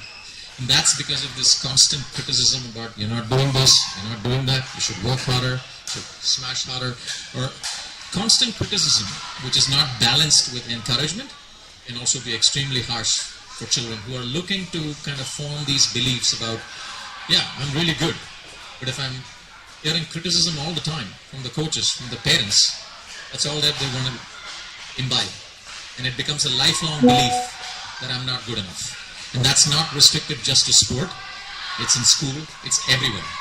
Right? And you just think whatever I do, it's never going to be good enough. My teacher never tells me I'm good enough. My coach never tells me I'm good enough. My mom and dad never tell me I'm good enough. So that is something that we have to be very careful about. I mean, criticism is good, constructive or otherwise, but please make sure that you temper that and balance it with a lot of encouragement, because otherwise it just becomes very one-sided.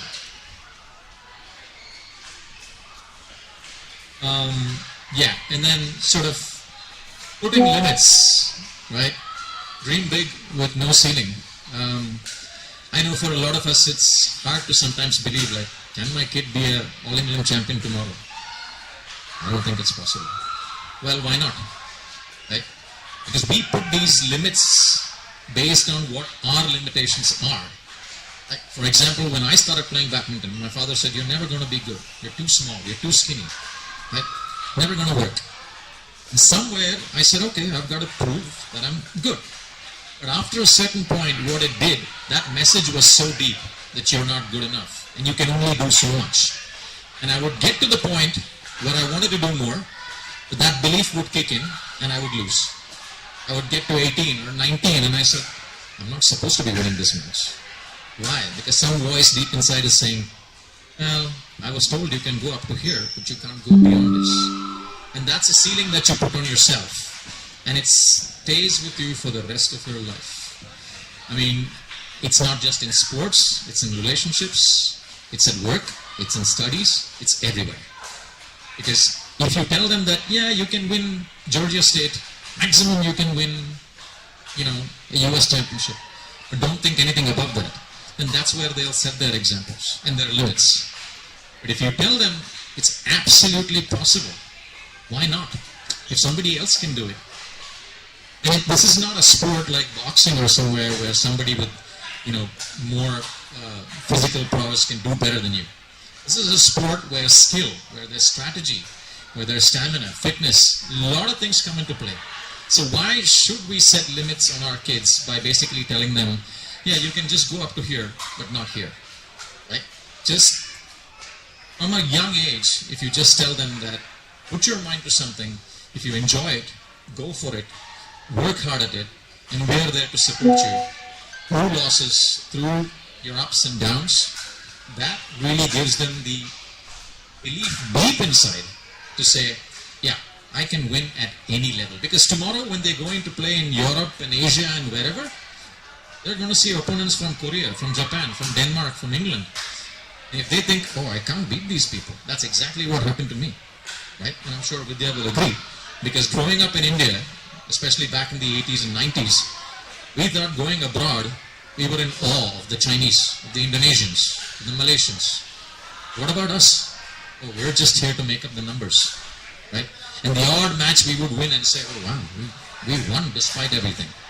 But today, if you see the results of kids in India, they're doing so much better because they have no fear. They believe. Somebody like a Satwik Sairaj and a Chirag Shetty, they're world number one, right? Coming from small towns. It's because they have no limits, they have no fear.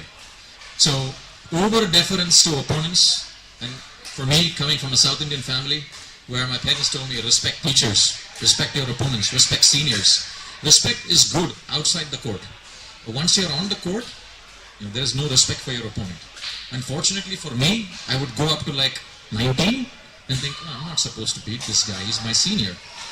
And even though I'm trying to win, I'm contriving to lose. And I would always lose. I didn't realize this until much later. It's because in my head, I was too respectful to these opponents.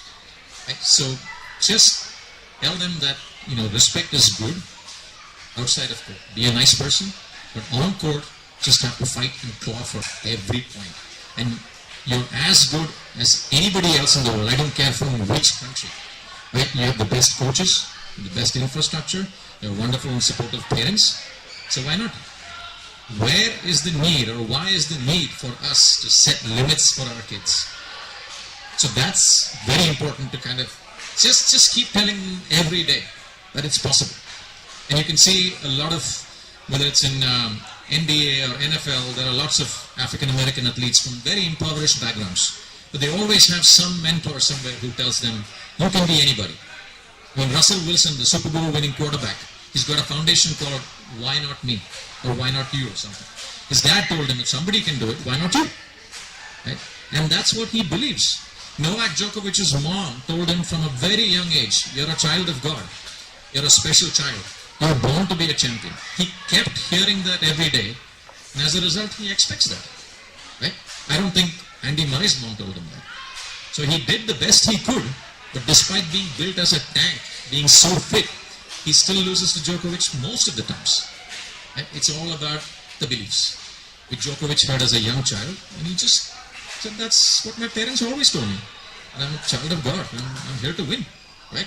Regardless of whatever I do, if I put in the hard work and trust the process, one day, who would have thought when Roger Federer and Rafael Nadal at the peak that he would come and beat them? But he believed in it, because from a very young age, it had inculcated in him that yes, you are here to become a champion. So please, keep repeating that to your kids, that anything is possible. And set no limits. I think that's extremely important, because you can do all the hard work here, but then when you go to a tournament and you're in awe and afraid of your opponents, all the hard work here, all the drills, the agility, everything that you do goes out the window.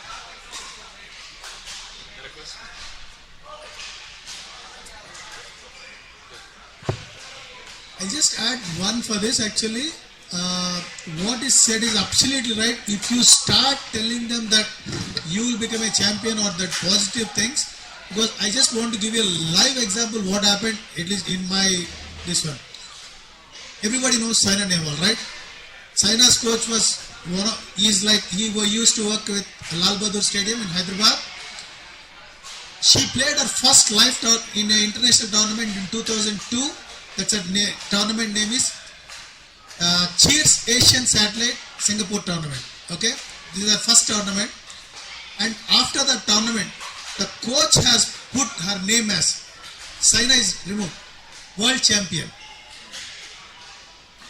I'm not joking, because I have seen with my own eyes. I have seen world champion. We all used to make fun, and that made her so strong.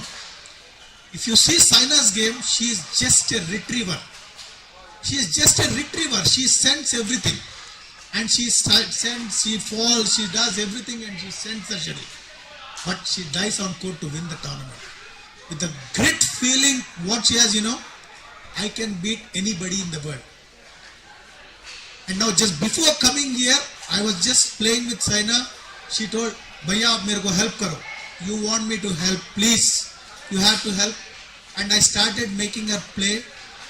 Today, even today, she is not able to cope up like half an hour or 40 minutes. The first 10 minutes, the pace, whatever she is playing like 1 against 2, you can't imagine. This is what I'm saying. What he said was absolutely right. When you start saying that, yes, my kid can do it, 100%, maybe if not at a world level champion, but he will be at the highest level. This is a live example I am giving with Saina Nehwal, because I have seen with my own eyes. That's why I am saying this.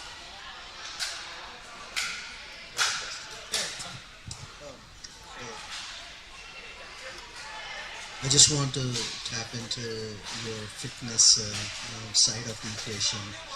So for kids playing right now, what kind of fitness they should be doing apart from the badminton? It's like long distance running, or like it's a short distance running. What kind of strengths they should be doing? Because if they have to play for a longer time, the journey will be like 5-10 years. How do they set themselves up for less injuries and success on the court? What kind of physical training they should be doing? Right, and that's a great question, because just playing badminton without focusing on the fitness aspect, I think I was discussing with Hemant before this, is depending on the age, right? The earlier you start developing strength in the overall body, whether it's not just focused on shoulders, or it's the core, it's the shoulders, it's the legs, it's flexibility. But at the same time, you have to kind of temper that training depending on how ready they are, because too much too soon will lead to injury. But at the same time, there's basics like distance running, which increases the cardiovascular capacity, stretching and flexibility, whether it's a yoga, whether it's Pilates, that increases the flexibility. Strength training.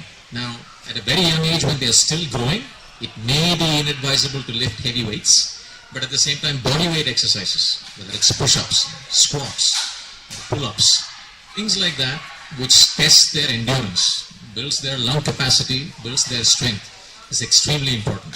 But at the same time, it's very important that it's monitored by a coach, a strength conditioning professional, because otherwise they'd end up doing what we did as youngsters. We just walked into a gym, picked up anything with no scientific background whatsoever.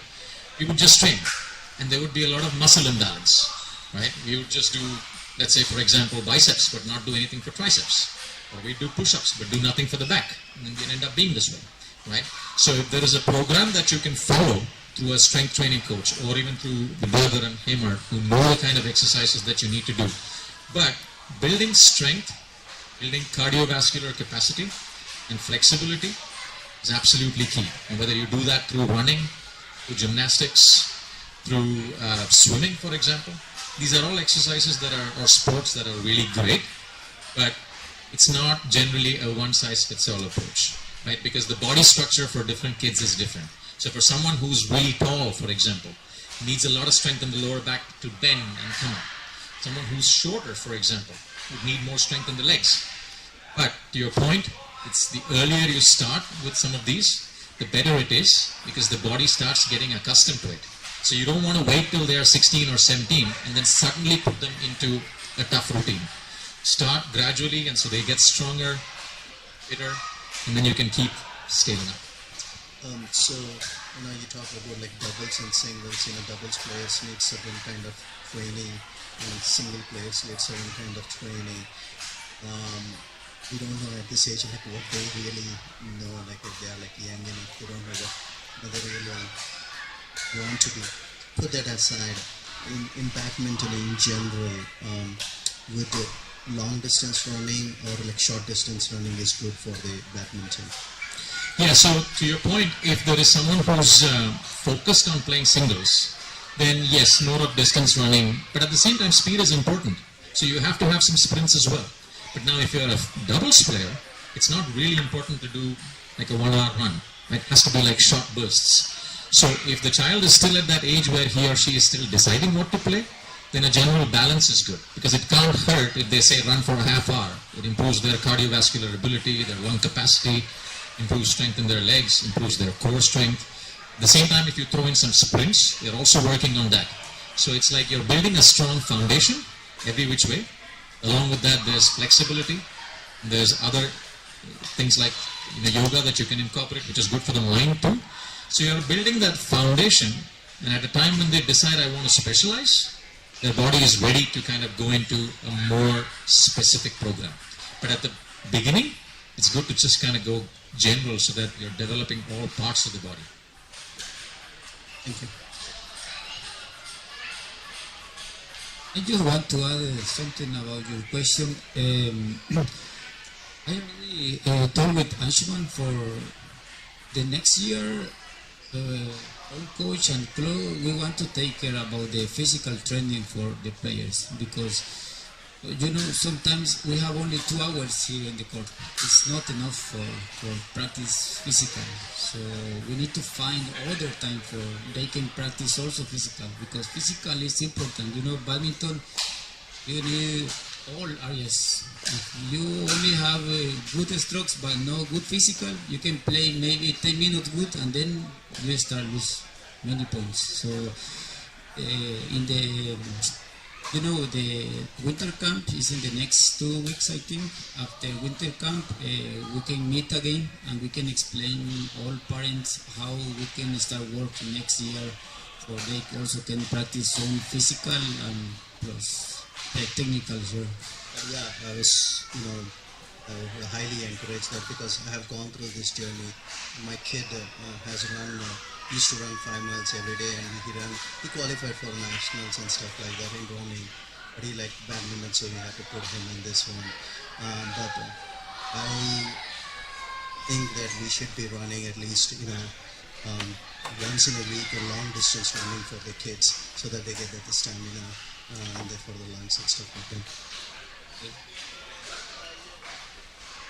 I have gone through that during my playing days. I think you asked about long distance running and short distance. We need to know what it does, right? We all know about it. Long distance is to build your endurance. Endurance is also needed in the game to last longer.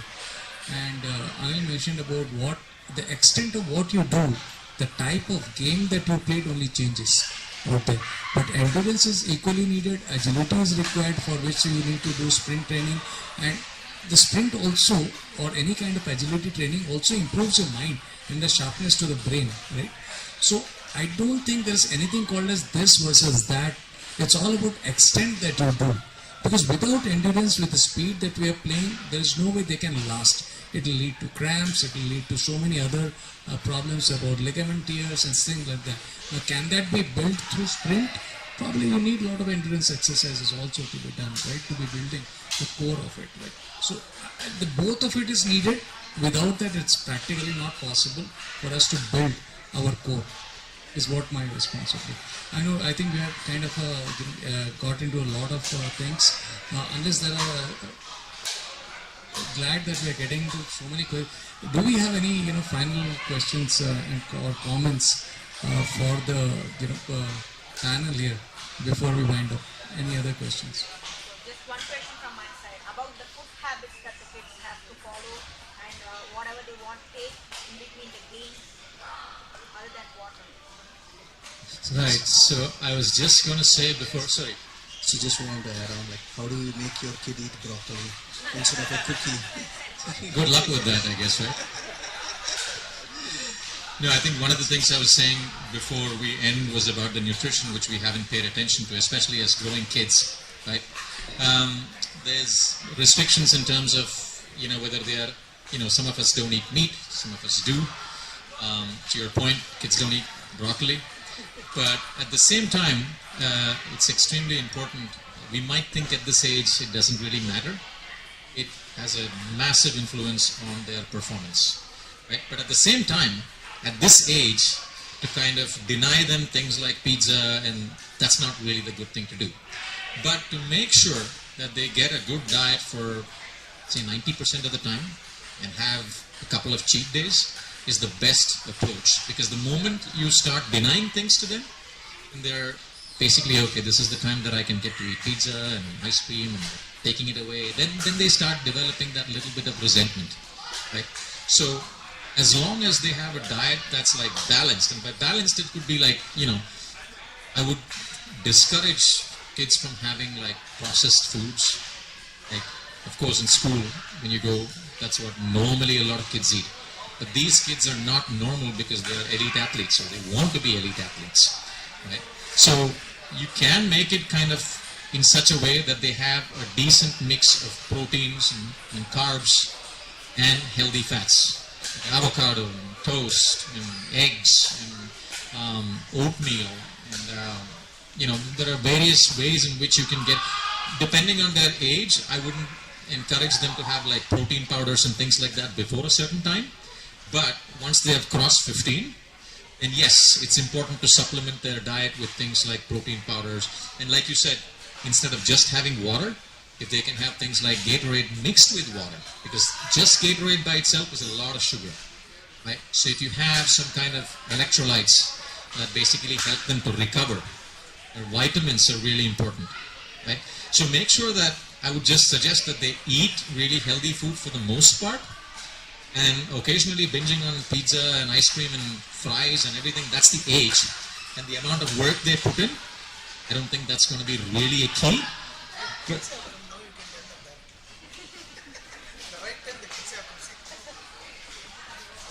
But as long as that's not the majority of the diet, right? Having McDonald's burgers for lunch and then having a pizza at night and doing this 5 days a week and occasionally having a good meal, that should be avoided. But please make sure that, along with water, they have their electrolytes, their vitamins, whatever they like. But I'm sure, especially in the US, it's possible to fashion a diet which is healthy, in which they won't really throw up as well, meaning not like a forced diet of broccoli. But it's really important because hydration and proper nutrition will basically help their muscles and their bodies to recover and come back the next day and train harder, less chance for injuries. So the earlier you put that good habit, because once they get into bad eating habits, then to undo that is really difficult. So you start really early. That's what the American corporations do. I'm sorry? That's what the American corporations do. That's right. That's right. It's an uphill battle to fight against the ads, right? But I'm sure there's a lot of organic bars and things like that that you can, substitute for, like a late afternoon snack. They're hungry, and instead of just grabbing a cookie jar and just having 3 cookies, like a organic bar that has some protein and some fats. Those are things that you can encourage because taste-wise they are good, and it's not like you're forcing them to eat something that they hate. Right?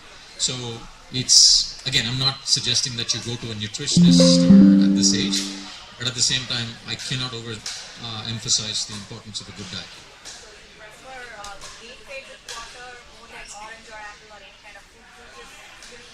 Yes, because a lot of these fruit juices are loaded with sugars. So they give you a spike and then you crash after a bit. Right? The same thing with Gatorade. If you see all these top tennis players, they'll mix their drinks. They'll have a bottle of water and then they'll have a Gatorade and then they'll have something else. That's because you have just plain Gatorade or plain apple juice or plain orange juice. That's a sugar spike. And then you tank after a while. And then you reach for that again. And then the body starts regulating. So instead of that, to kind of, I think there's things like Propel here, which is really good. Kind of mix it, so it adds a good flavor to the water, but it has a lot of electrolytes, and so those things are really good because it helps them to hydrate much better than just plain water, and it also prevents cramps. So very important. Anything else, Anshuman? Unless there are any questions, we can close the kind of.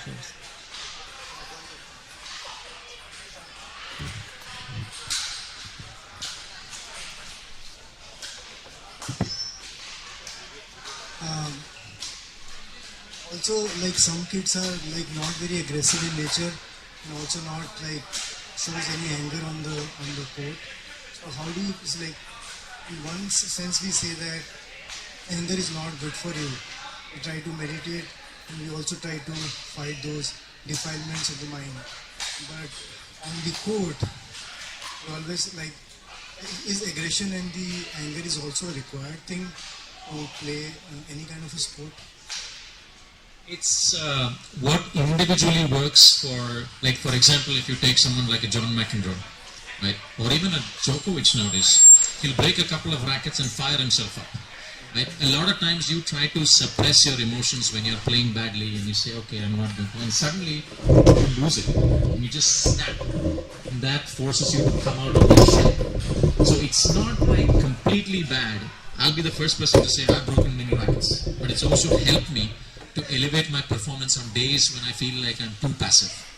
So it's not a strict, I know as parents we tell them it's bad to break a racket, it's bad to throw a tantrum, but a healthy outlet for that anger. Now, I don't encourage bad behavior on court, especially during matches, but that will not happen if you allow them to process that anger outside of court. Right? And there are meditations and things like that that will help you do that. Sometimes all it takes is to just do a journaling practice where you just write out, or give them a punching bag and then they can just vent their anger on it. But that allows that anger to come out. But my question was other way around. Like some kids like are very, very calm and passive, and they have not taken any sports before. So if they are playing this such thing, and I also see that the kids who are angry and aggressive, that's how they basically show and play aggressive. Like I see Virat Kohli, the best in the crowd in the cricket, right? And most of the other players who are aggressive, they play good and they have a good match temperament also, because they can overcome the opposition's aggression through counter-aggression. Counter-aggression, exactly. But some kids, like, how do you change the mindset of those kids who basically are very coming as a very passive, like not taken as a sports as one of the mainstream career? So how do you like in that mindset of those kids? So to change the mindset, it's a personality trait, right? There are some kids who are naturally aggressive, like the video we saw. Some are basically not so. But I think coaching them to basically say, you don't have to be a doormat for anyone to just walk over you. You have to stand up and fight for your rights. It doesn't mean scream or punch or break a racket or something, but it's not okay to just be over passive and let somebody walk over you. And that's something that you have to coach, because some kids are shy and different. I was really shy to even speak up. But over a period of time, it's continuously sort of enforcing and reinforcing that point that too much of this passive behavior is only going to cost you a match.